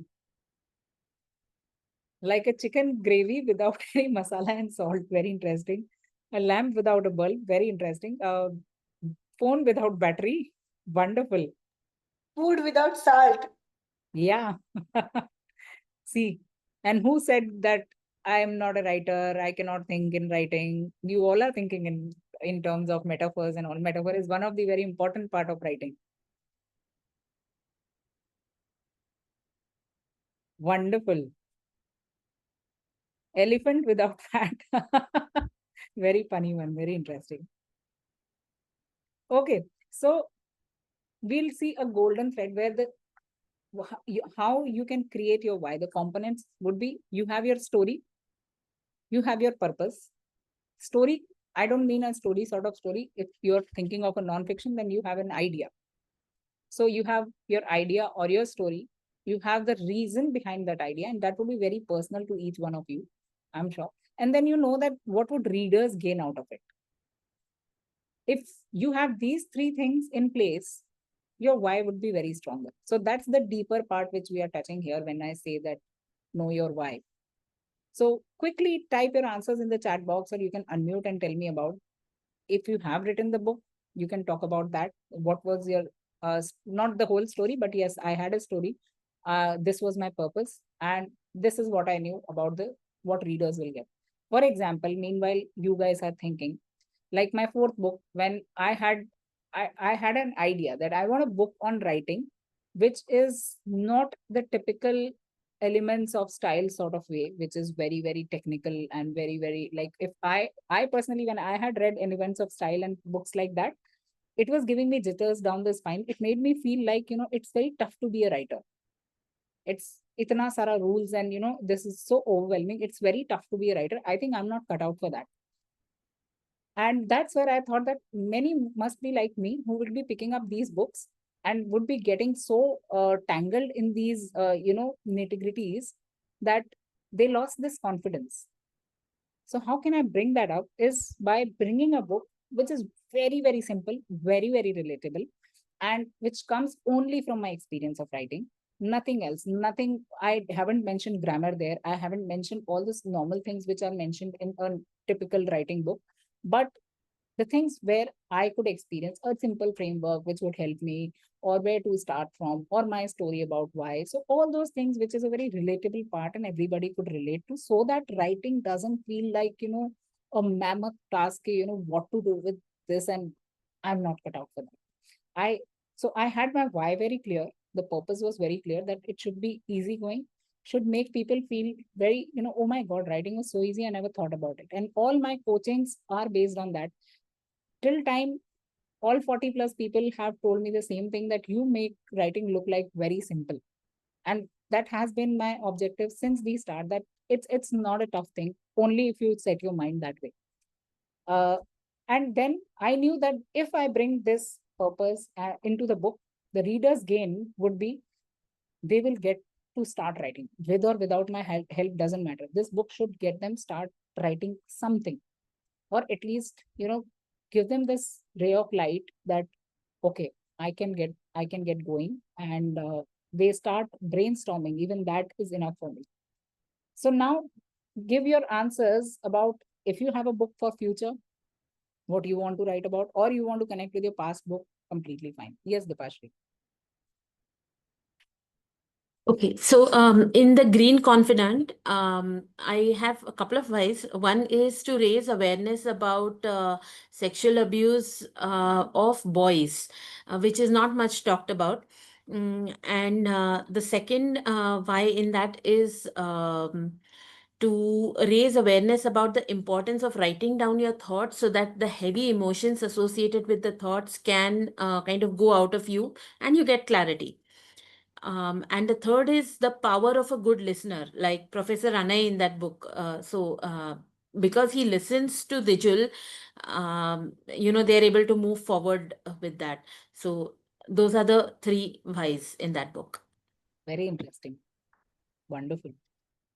Uh, Jan says yes. I can share. Yes. So I'm still writing the book, and the book is really a story for 2 to 4 years old. So Wonderful. it's a very small age group to begin with. And what I want to do is, my attempt is, I want to pass on my personal experiences to children on managing emotions. So a 2 to 4-year-old, I want the book to be simple. It's a story book. It's a rhyming. It's got a little chorus that the child can use as a tool to self-regulate their emotions. And I want to make it engaging and creative so the child can do something with it. But at the same time, I want to give a very simplistic tool to the parent, along with the little chorus line or the chant or whatever I want to call that. I'm still trying to figure that out. So even a parent thinks, okay, this is a storybook to engage. I can walk my child through these emotions as well as use these tips for my child. This comes strongly from my personal experiences. And the purpose for me to write is of course, I really wished I had had this kind of exposure when I was younger. So that's my purpose. Thank Wow. you. Very deep purpose, and I think that makes it even stronger. And this reminded me of a book by Into the Uncut Grass. It's also, have you read that? Give it a shot. Like, it's also not a very this small age, but yes, it's for kids. Plus, it's written in a way that I could also take away so many things about it. It's basically about conflicts between relationships, but it's written in a such an innocent way. A story of a boy, and how he doesn't listen to his mother and how he starts listening and what all he experiences after going into that grass opposite to his house. And so very, very beautiful, like in a very subtle way, it gives a lot of, moral compass to kids regarding the relationships. Thank you. Most welcome. Janvi says, my purpose is to make life simpler for women, to tell them that there are many women like them who are facing these problems and it can be solved easily by tiny habits and mind rewiring. And it's okay to start with 5 to 10 minutes taking charge of their health. Wonderful. Interesting. Heena, is that a book or a movie you were telling? Into the Uncut Grass. Yeah. It's a book. I don't know if movie has come, but I had read a book. Okay. Anyone else wants to share their idea regarding upcoming book or current one? Some idea, even if you're not thinking to write a book, but something in your mind, okay, I want to write on this part and this is why I want to write.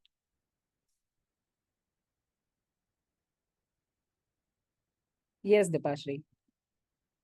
So this is about the book that I am writing now, the Bookmarked Crimes. While one aim is pure entertainment, that being a psychological thriller, the other is the fact that you can love a child and so much that you may even kill that child for its own benefit.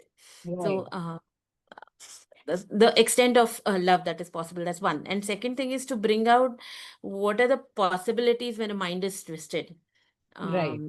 So the stepsister, I mean, what lengths she goes to put down her stepsister just because she thought she did not get enough love from the parents and she had to share that love. Right. Agree. Very interesting, because I've read Bookmark Crimes, so I can relate to the part that how a trapped mind can define love in a different way. A mother defining the love to the extent that just to make just to protect the child, the mother kills the child. And that's a very twisted story and a psychological thriller. So definitely how your mind traps you in several different ways. And despite that being just a psychological thriller and entertaining one, this has a depth which I could also relate to in terms of that, okay, yeah, that depth is there. Okay, Dr. Sukneet says, I want to write an action-oriented book to people. They already know about their problems. I want to give them ways and means to get over them. Wonderful. Interesting.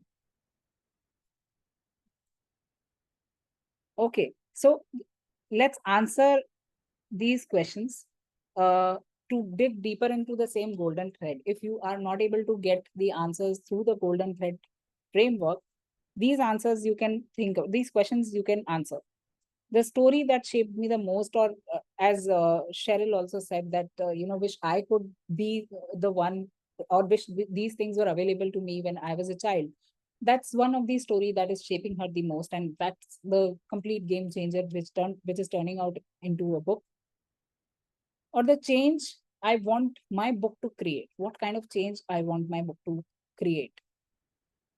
What are, and list down changes. It's not just one change, I'm sure. One of my manifestation coaches, or I would say energy coach, Purvi, very good friend of mine, and she told me this trick, and I asked her that, she told me that whatever you're launching, before that, do this exercise that, write the benefits, how it's going to benefit people in not just skillful way, but, mental ways, physical ways also, if that's a part of this part. Suppose if I'm telling about writer's life, a part of it can be a physical activity. So physical ways, mental ways, emotional ways, spiritual ways, all the benefits, right? 2-3 benefits every day. And I was like, that how is that going to help me? And she said, first, it's going to help you to cultivate the belief in your own product or book. Because sometimes we often doubt, but every day you're telling your mind that, see, these are the benefits, see, these are the benefits. It's in flesh and blood in front of you on the paper. And that's when your mind sees that it's more of a belief reimprinting or belief reaffirmation that happens. And secondly, that's the energy you will be operating from. You will shift your energy, and that is why affirmations are very important. The reason or the science behind affirmation is this: your mind listens to that, or your mind gets to see that every single day you're showing that proof, every single day you're showing that proof. Just like other proofs where we listen to bad experiences and our mind shapes a belief over that, we are doing it consciously over here. And we are writing that what are the benefits or the change I want to create through my book. And trust me, if you haven't written the book, this would be another game changer, because having written a book versus haven't written a book, if you're at that place where you haven't written a book, you might be thinking of just one change as of now, but when you journal about this, you will get so many changes out there that would be a next level depth. Yes, I was coming to that only, that it's going to be a good marketing material to promote the book, because then you can tell to the readers that these are the all things you will get in my book. So you don't just operate from that energy, you don't just operate from that self-belief, but you tell it to the world that you're getting the gold mine. Or we can create FOMO. If you miss my book, you will miss all these benefits. Yes, so there was this ad I had seen, a reel mein tha. There was this reel where a guy was giving small gold biscuits to people in free. Okay, so whoever was passing, he was giving it to them. Obviously, people were shocked, is it really gold, or what does he want from me? Whatever there, some people took it, some people did not. But he was okay. If they did not take it, fine, I will give it to others. So that's the kind confidence you need to operate from. I am giving a gold, you want to take it, fine. You don't want to take it, fine. It is still a gold. Because some people will doubt, okay, this is golden, that's their energy. But your energy has to be, I am going to give, I know it is gold, and it will be a gold whether you take it or not. And next question, this is very, very important. Whether you're writing a story, fiction, non-fiction, autobiography, memoir, what is the emotion you want your reader to feel? And if you're, sometimes we may get confused that, happy, sad, and we limit ourselves with that. Take help of the emotional wheel. You will get it online on Google. Type emotional wheel, and there will be a gamut of emotions you will get there. So many. And then have a look at it. Okay, what all things I can include in my book? That would help you to, again, it would be a good marketing material, because then when you write the benefits of this, that you will be able to tell them that these all things you will be getting. Another way to do that is, there is this, I forgot the name of the model. Okay. Just give me one moment. I'll come back to that. I forgot the name of the model itself. Bloom's, yeah, Bloom's. Just let me share the taxonomy. Are you talking about that? Yes, Bloom's taxonomy. So go to Google and type Bloom's taxonomy. I am sharing the screen here, and yahan se bhi you will get to see many books objective. Whenever either you are into coaching or you're writing a book, or even if you're writing a blog post, and if you're doing it consciously, Bloom's taxonomy is, oh, it's not coming out. Yeah. Suppose here, okay, it's not, yeah. I hope the screen is visible. So Bloom's taxonomy is a critical thinking model in which we understand the kind of stages of learning or understanding a concept. So there is remembering, understanding, applying, analyzing, evaluating, creating. When you learn anything, all these things are involved, right? But the good point here is that in remembering, it has so many things over there. So you can have a look at it. Suppose I want my readers will be benefited, and they will be able to compare between this and that. Okay. Or my readers will be able to execute this work in a better way. Or my readers will be able to build something. So what all verbs are resonating with you? List them out, and that again would work as you seeing your own book from multiple points of view. It's a 360-degree gamut of benefits which you will be able to see. And that's very important marketing work, which we often skip or which we are often not told about. So that makes you an entrepreneur as well. You just are not an author. You're not just writing, because these days writing is just a part of it. There are a lot many things which we do to make the book reach to a place or to make the book visible. And these are tiny practices which we can do and have the clarity about our own book. जैसे हम अपने बच्चे को बहुत अच्छे से जानते हैं ना, कि you know what does he like, what does he doesn't like, when if his expressions are this or her expressions are this, how they are thinking, everything we know about it.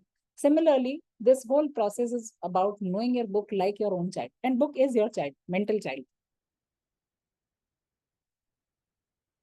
Okay, so let's move to you knowing the why framework, which includes the story, the purpose, and what will your reader get. Through the help of these questions, you'll be able to dig deeper. Now let's come to the next topic, which is how best-selling authors think differently. Okay, I'm using the word best-selling authors. For me, there's a difference between best-selling authors and best authors.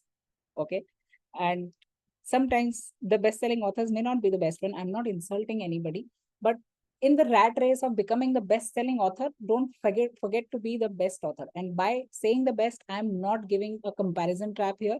I'm just saying that better than yourself from yesterday. That's the only definition of best. You're best when you're better than yourself, yes, than yesterday. It may be just 0.1%. I wrote 50 words yesterday. Today I wrote 51 words.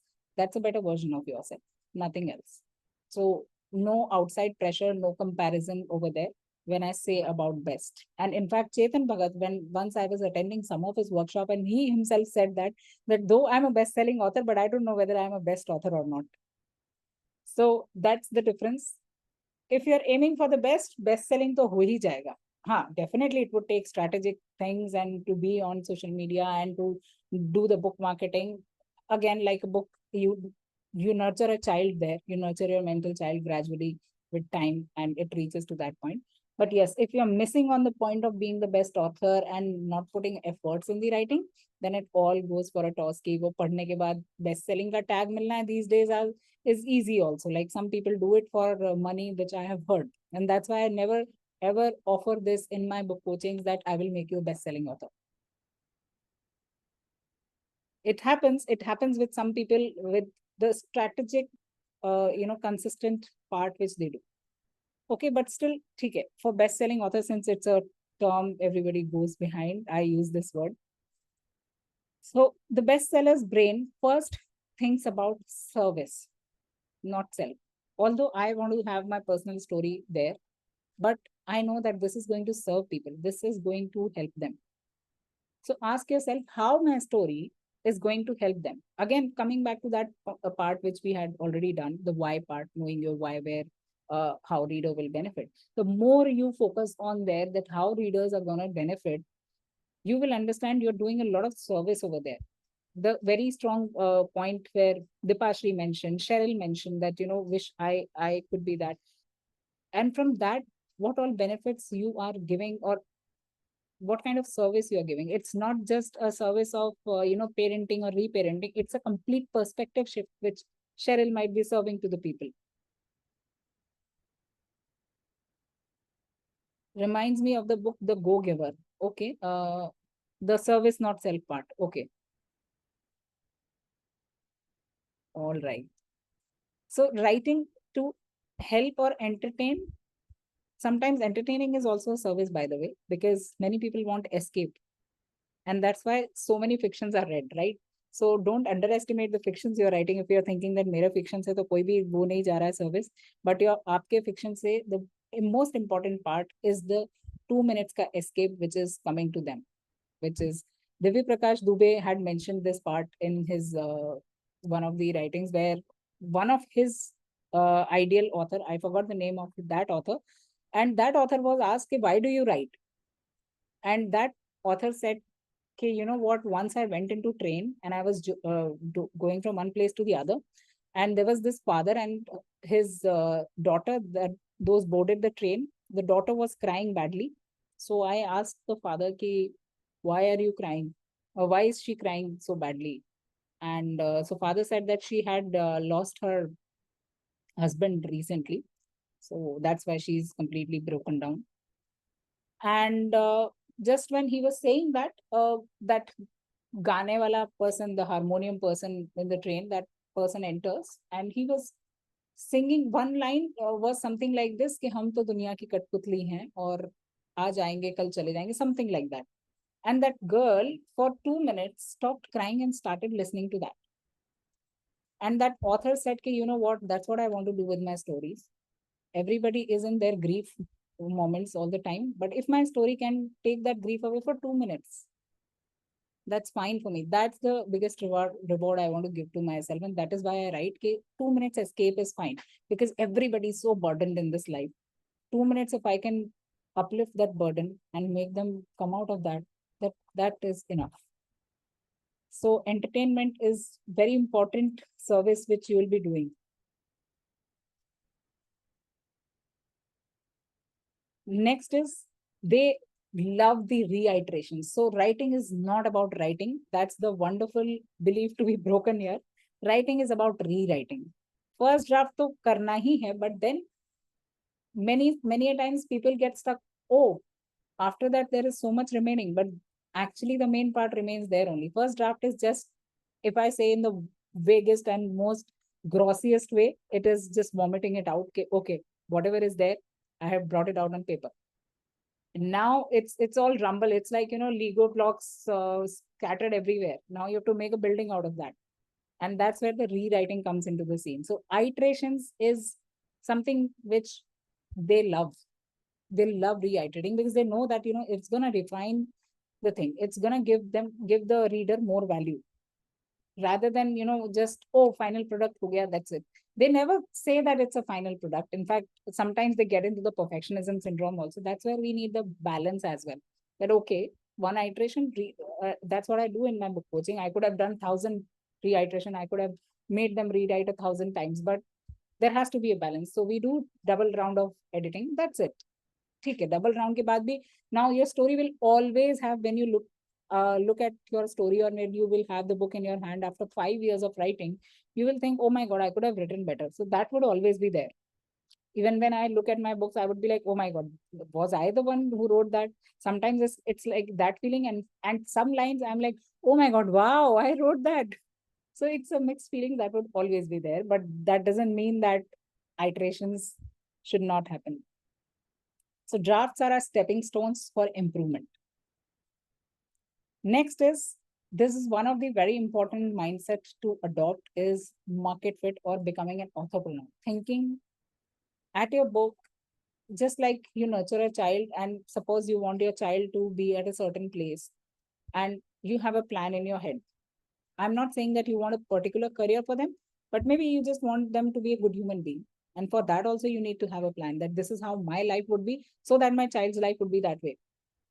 And same thing works here. Your book has to stand out in the market. You need to understand it from the point of view of how, which word will play in what way to the reader, how that will capture, how some NLP principles will help them to, connect with that, how something relatable, one punch line, like all is well. Why do we remember that? There's a lot of reader psychology behind that. It is short. LL ka repetition is there, which is hypnotic writing. So all those rules are there, which actually help you to understand the reader's psychology. And definitely creative soul, you experiment without thinking, okay, this wasn't ever written this way. Like one of the very cute example I saw in Be a Triangle book by Lily Singh. And it has been written in a very, very fun centric way, because it has a lot of cute graphics. I would say cute graphics, very cute designs and all that. And I was like, wow, that's a very different way to, in fact, the title itself, Be a Triangle, was the very first reason that I bought the book. I was like, what is this about? And the whole concept was about that if you're a triangle, your base is very strong with the values. And that's what her whole life was about. And she converted that into a metaphor, that be a triangle. And she has told her whole life thing only, but only through the concept of that be a triangle and how to be a triangle. And in between, She has talked about normal things, but those graphics have made a lot of difference. So James, as I said, and plus when I say market fit, it's not just about how to know reader psychology. It's not just about, how I would talk about my book. It's not just about knowing that how much clarity my book will give to the reader, but it's also about considering all those tiny writing things as your stepping stones. You did not write the book's material today. You haven't written the book today, but you're thinking about the book. That's a stepping stone. You're ideating today, you're journaling today in this session. That's a stepping stone. It's going to cultivate somewhere. So it's just like, they play chess and not checkers. So each piece, whether it is a book or blog or interview, it's a part of the larger scheme. It's a part of the larger board. Even in James Clear's this thing, it's not just a 100 blog post collection. If you read the book, at the end of it, there's, I guess, a scan code or something that leads you to his 30 days newsletter, which again is like, it's a habit building newsletter, and that helps you. And then there are other products as well. So it's a chain which he has created: blogs, books, then after that, this 30-day newsletter, then courses, then obviously paid courses. And that's how one book to million. That's how he has scaled it up. And same thing can happen for fiction also. Fiction writers also can have sessions on their book, talk about the techniques they have used, talk about the characterization. And from there, it's like a class which is happening over there.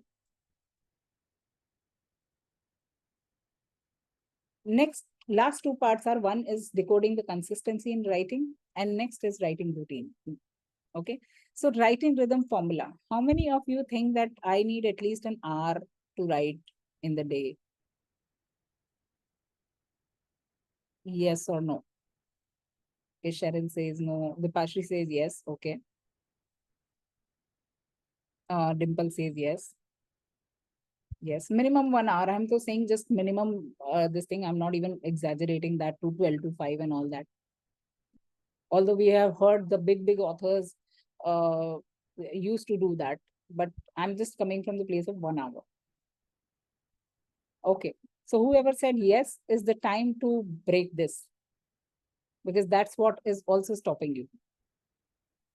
Sprints versus marathon. If you understand this concept, your writing would be very easier.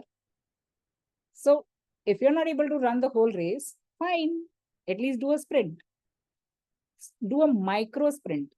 I generally do micro sprints only. I don't go for marathons. I'm not writing a book currently. So anyway, I don't do marathons. But yes, for my creative muscle, I keep on doing micro sprints. What micro sprints? How? From the tiniest part, which is, even if I'm replying on WhatsApp, if somebody has asked me something, I try to make it creative to make them understand something through metaphor. Let's say, for example, somebody had told me that, can you give me discount on a one-on-one book coaching? And she was a doctor. And I just thought, okay, let me give a metaphor of a doctor only, so that, and that's my writing exercise. So I told her about the analogy. It's just like saying that, I have to give birth to the baby, so gynecologist should charge lesser, because ultimately I will be giving birth to the baby. But the place of gynecologist is irreplaceable, because gynecologist will be guiding you, checking your growth, giving you the right nutrition. So it is like same, you're asking for the discount.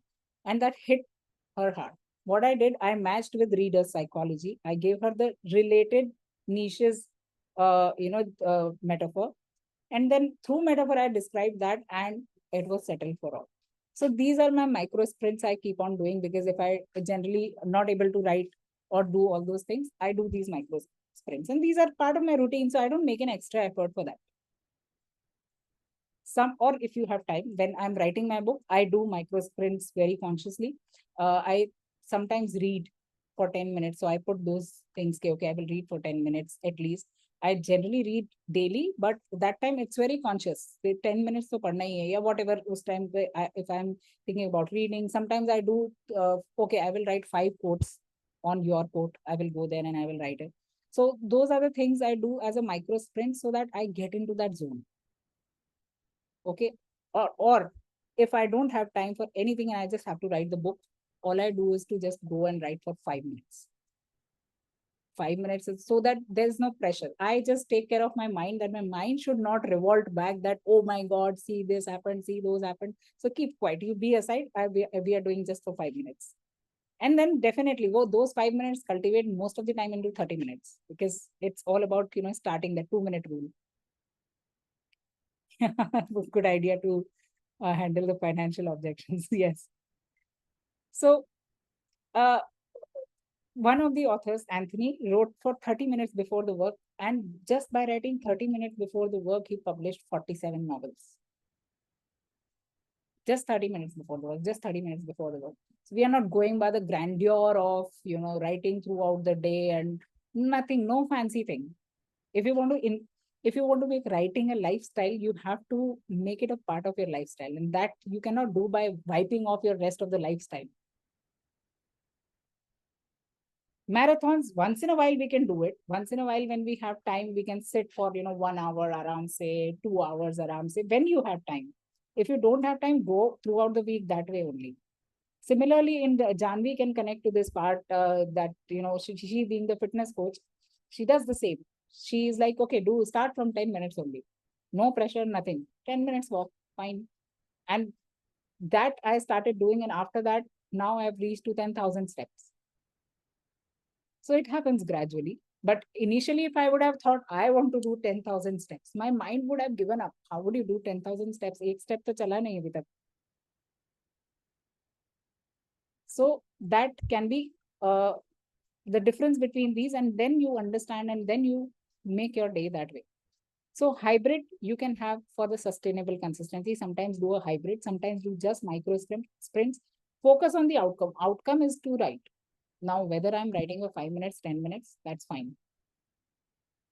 Maybe daily minimum habit, just like you brush your teeth. What is your non-negotiable habit for writing? Just for 5 minutes, what that can be. 5 minutes, 10 minutes, what that can be. Just think about that. Don't even think about, oh my God, 10 minutes se kya hoga? Would I be able to write a book?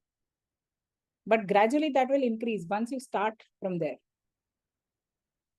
Then maybe have a long session once in a week for 1 hour, whatever time you're setting. I'm not saying 2 hours only, or 1 hour, 45 minutes. Generally, I in my book coaching, I tell 30 minutes. Give 30 minutes a day, that's fine. Only 30 minutes a day. So kabhi bhi dena hai, it's up to you. And one of the things which I've been listening from J.K. Rowling and all these authors, that they don't take writing as a passion. They take it, you want to be a professional writer, right? You want to be into the list of writing, or you want to be into this profession of writing. When you want to be into the profession of writing, you have to take writing as a profession, not as a passion. So profession mein kya hota hai? You have to, whether you're feeling good or not, you have to go to the job daily.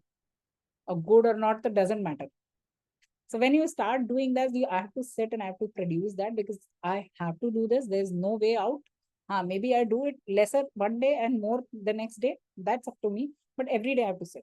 Just like every day I have to brush up. Not every day you brush for 15 long minutes. Sometimes you have time, you do for longer. Sometimes you just do it just for the sake of doing it. So decide your non-negotiables. That will get you, that will be the major game changer if your non-negotiable is in place. And then tracking is another part which will help you to reset your mindset, because what is measured can be something which is mapped. Then you can see your progress. 1 day writing, 2 day writing, but if you're marking it maybe on calendar or anywhere, or maybe just journaling about it every day, I did this, and that would help you to look back, because our mind always needs evidences for good and bad experiences and shapes. The more you understand how your mind works, the more you'll be able to tackle this game of writing. So basically my one-line mantra is overwhelm nahi aane dena mind ko. Although it's away from in NLP terms, ki kya nahi aane dena, I'm focusing there. But yes, in what I invite there is ease. My mind should feel ease. Whether it is writing, whether it is working out, it should be easy on my mind. My mind should say, okay, itna hi karna hai, fine. And then I know gradually it sharpens. Okay, we come to the last part, writing routine. How many of you have writing routine? Okay, Those who are saying no, somebody can unmute and tell me how, I mean, what do you consider as writing routine? Neelkant ji has writing routine. Okay.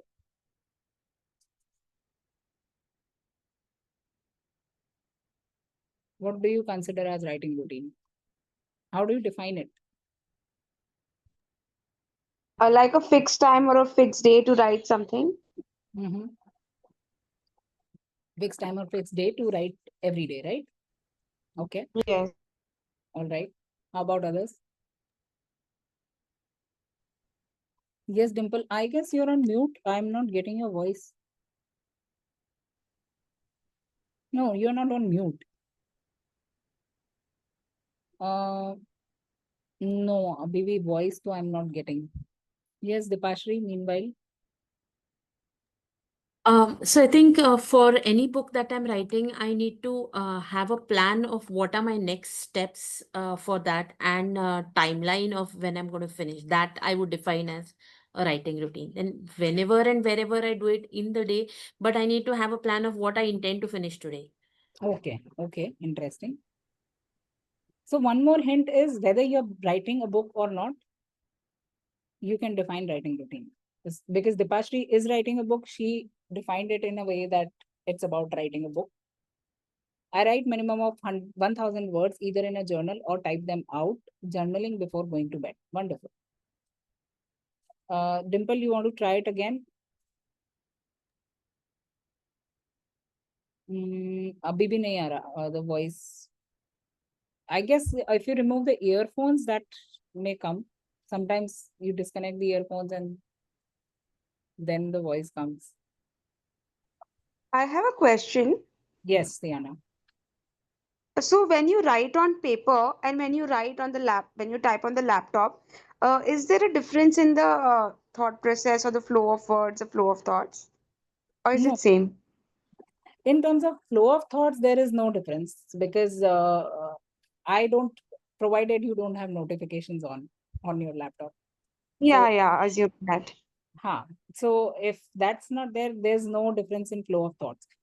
Although there is a double work in today's work. So I have stopped writing on paper because of that. Because once I write here and then I come back and retype it, I had lack of time. So I was like, okay, let me shift it completely to typing. So even if I'm brainstorming, I brainstorm on laptop or gadgets, maybe on phone, mostly on phone. I ideate and brainstorm. But otherwise, it's good to write on paper. Those who have time and can write double time, that's good and wonderful. I never discourage to write on pen and paper. That's always a wonderful way to bring all your senses together and do that. Okay, Dimple says I have a writing routine like journaling, etc., making notes while reading a book. Wonderful. For those whose thoughts are overall plain, laptop is better. Yes. Wonderful. Okay. So how many of you think writing routine is about writing only? No, na. So how many of you said that I don't have a writing routine? So writing routine is not just about writing. As many of you have mentioned, I journal also, and there are so many things. So writing ke andar bhi bahut sara part hai. It's not just about writing a book daily. It's about writing blog post. It's about writing journal. It's about, if you're writing, it's writing. Even if it's about writing emails. So if you're writing, it's writing because you are using your mind, constructing the thoughts, constructing the sentences, using your writing muscle and flex it out, right? So one part definitely is writing for writing routine. Next is reading. The days when you are not writing, but you are reading, that is also a writing routine because reading is the source of writing. It's like, there's a tank and writing is different tabs. So tank is reading, and then writing book is one tab, writing blog post is another tab, writing email is another tab. So it depends on you which tab you want to open on which day. But if you're filling your reading tank up, no tab will be blocked ever. So reading is also a very important part of writing routine. And then researching. Sometimes, if you are writing a book, then you research particular things. Like I suggested one book to Cheryl, so she will be researching on that book. Sometimes you're not writing a book And that time you're just reading without having any agenda about whether you want to write a book or not. But if you're reading and making notes and doing something, and somewhere, because in hope of either you'll be sharing with people, either you'll be using it for yourself, or it's useful for somebody, or you can implement that. All that is in researching. But all of this research will come out when you write a book. So whether you're doing it with the intent of writing a book or without the intent of writing a book, okay, then one of my experiences is that, I have changed many streams in my life. Okay. And so right from being the topper in the arts, then I went to, I took arts in my college, but I dropped out. Then I went into management. Then I did 2 years of management. I did wonderful in all other subjects except accounts. I flunked big time in this. And so I left it. I was like, okay, 2 साल बर्बाद हो गया, कोई बात नहीं. वो 3 साल I kind of, in normal people terms, it was wasted. And then I went to aviation. I was like, no, I want to be an air hostess because, all that flashy things and all that. And I did the training, I completed the training, but my mother, as soon as I cleared the first round of interview, my mother said, no, come back. But हो गया, तुमको करना था शौक पूरा, you come back now. You are not there to clean everybody's vomits and all that. So she asked me to come back, and I had to come back. Again, so 4 years of complete not kind of doing anything, not getting it cultivated to anything. And then finally I got into journalism, where again I topped and everything, but finally I'm landing into the writing here. So all these changes, and one good thing, whenever my mother was being asked by people कि आपकी बेटी topper होते हुए भी, इतना चीजें change की, and what kind of career line she has, and कुछ भी नहीं, and all that. So my mother said, you might not see it in terms of report cards or job or something else, but it all cultivated in her personality. If she hadn't been into aviation, she wouldn't have learned the kind of public speaking she does now. Or she wouldn't have learned the orator skills or speaking skills the way she's doing now. She might have dropped after that. That's our personal reason. But everything added to her personality. And that's what happens when you read and research. It all comes out in your book. And then you realize, when I had written my 4th book, I realized I did not know that I could write such I guess 160 pages book. I thought I just have 20 pages ka experience, and that's all I can talk about. And when it came out in bulks, and I was like, okay. And all that came because of all these years of whatever you have read, whatever you have experienced, whatever you have done. Thank you, Siana. Compiling promo book ideas for an existing book. Okay. Noting any new ideas for future books. Yes, all this is coming into researching. Notes making is also part of research, which is very important. And whether you write or not, every day I suggest you to take notes. Movie dekha, movie se just ask yourself how I would have want the first scene to start. Just a simple part of that. You're not doing anything. Maybe you will not make a movie further. Maybe you will.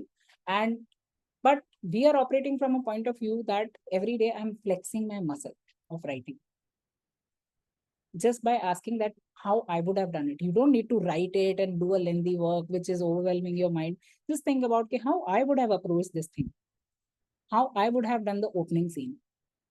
And that's enough. That's enough, because over the period of time, your mind will start picking up that lens so faster, and it will give you so many ideas. And definitely note making is one of the undeniable part. More important than writing is note making, because many of times we all get so many ideas. We are good thinkers. We are strategic thinkers. We experience so many things, do so many courses, learn so many things, but none of that gets documented. And that's where the whole soul game of, how to write, what to write, all that comes from that. Because if you're documenting something you liked, that's enough for you. When you go back to your notes and you see that, that's enough for you to, work on your idea without the help of any coach, I would say. Many people are able to write in an articulating way. One is to able to write, and one is to write in a way that to understand the nuances, because they did this. One of my clients, who is a life coach also, he is writing a book about his own life experience through some metaphoric journey and all that. And I suggested the same thing, that read a lot and read. And so I generally suggest books to them since they were into fiction. So I had given them a list according to their topic. So suppose somebody is writing about life journey, so I suggested him read Midnight Library. So when he read that, what he did, and he shared as an experience, which was really interesting. He said, whatever lines I was liking now, I just underlined those lines. And suppose the line was about, she dreamt about this, but her heart was somewhere else. Suppose he liked this line. He underlined that and he used the same structure of the sentence in his own writing. So he just changed the pronoun over there, ki he kar diya, she ki jagah, and used his own story's context, but the sentence structure was same. He said, although I copied the sentence structure, but that became very impactful because I used that similar impactful structure here. And that was very interesting because I was flabbergasted or surprised to see that part, that how beautifully he's writing. And I asked him, and that's when he shared that this is what I'm doing. I read, I underline, I implement that in my writing. Yes, Dipashri. You remember there was this one book about Frida I mentioned where she had written it. So she loses her memory because her husband is giving her some drugs or something. And then the book is written like day 1, day 2, day 3, etc. So so I read that book and then I used the same format while writing the bookmark crimes. Yes, day 1, day 2, day 3. Yes, very interesting. So we notice these nuances, how book is written. When you read, basically you read from a lens of a writer. I had a course which ran wonderfully well for the batch 1, where I talked about this part only, that many a times it so happens, and it happened in our anthology as well, where we were doing, and Dipashri was a part of that, psychological thriller we were writing, and short stories on that. And I realized that people who were reading even more than me, even I was new to psychological thriller, but I took it as a challenge that we will write it together and I will take it up. And there I understood that despite reading so many psychological thrillers, many of them were not able to decode that in terms of tropes, nuances, nitty-gritties, characterization, how to bring the tension, how to build the tension in that. And that's what made me think that I might also be operating from the same place at many times, where when it comes to especially fictions and non-fictions as well, because in the course I talked about the non-fiction part as well, how the length of a sentence denotes your mood. So all those were topics into this course, which I had launched. And that's what, like, when you read from a lens of a writer. Simple things, although that course was in detail, but simple things like how this is starting from, how different chapters are starting different ways. Okay, if I'm writing a book on a particular age group, what all words I can use? Would these words be usable here, or this is similarly the incident of a doctor which I mentioned? I use the terminology of doctor. That could resonate well. That's a rapport building in NLP. If we see, we are building rapport through using the same language, same jargon. So when you read from a lens of a writer, that helps you a lot in terms of writing. Now, the final exercise for you to do before we meet tomorrow is divide your writing routine in 1 hour while including these in between. So maybe 15 minutes of writing, 15 minutes of reading, or maybe 15 minutes of writing, or I want to do just reading, writing, and note making. I don't want to do research as of now. That's fine. So I will write for 20 minutes. Then I will read for 10 minutes, and then remaining time I'll make notes. Or maybe notes I will make randomly throughout the day, because I don't know that time the idea may come or not. And I will divide between reading and writing. Whatever is your call. I'm just telling you the ideas. You don't need to include all 4. What you want to include and how much time you want to divide in between that. That's what. Right now, maybe you are not in the phase of, I haven't started the book. So researching, reading, and note making may be your part and not writing. That's absolutely fine. And if not 1 hour, 45 minutes. If not 45 minutes, 30 minutes division. Whatever is comfortable in your current lifestyle, current time zone, current responsibilities and roles, without compromising that. We're just turning out 30 minutes. Okay, so we'll be ready with that tomorrow. And tomorrow we'll be meeting again to take it further, to understand what is the bestsellers code for the books and various other things. Okay, any other questions from your side? Any sharings? Actually, in my case, since I write about things which I cannot be loose about, I cannot just. We don't write mythological fictions. We write mythological stories. Okay. There has to be a backup, somebody, and we refer to text. So I think for writing 10 lines, maybe I have to visit JSTOR 10 times to refer to about 10 different essays. Yes, understood. Using Yes. the name just to make a context, because if, say, Joseph Campbell said this in his book, Thousand Heroes, then it has to be in the same words, Yes, I which understand. doesn't amount to be a plagiarism, because we Yes. are not into the worlds of fictions. Yes. For my fiction, what I do, that I stop, I think a lot of ideas I've picked up, okay, how to get back to write that. Because what happens is that so much into, I would say, sort of semi-academic writings, we lose the art to fantasize. Agree. So it depends on genre to genre. I totally agree. There, without research, you cannot go ahead for sure. No, because, and you have to quote. If somebody asks, if you ask me a question where this context is coming from, Yes, definitely. then I have to say that it's coming from verse 7 of Bhagavad Gita, chapter 1. Then Yes, only you will be able to cross-check what I'm saying. yes. Agree. Thank you for sharing. Any other sharings or questions?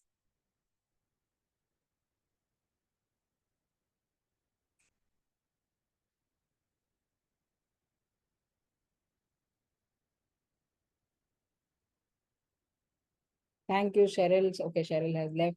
All right, then we will meet tomorrow at the same time.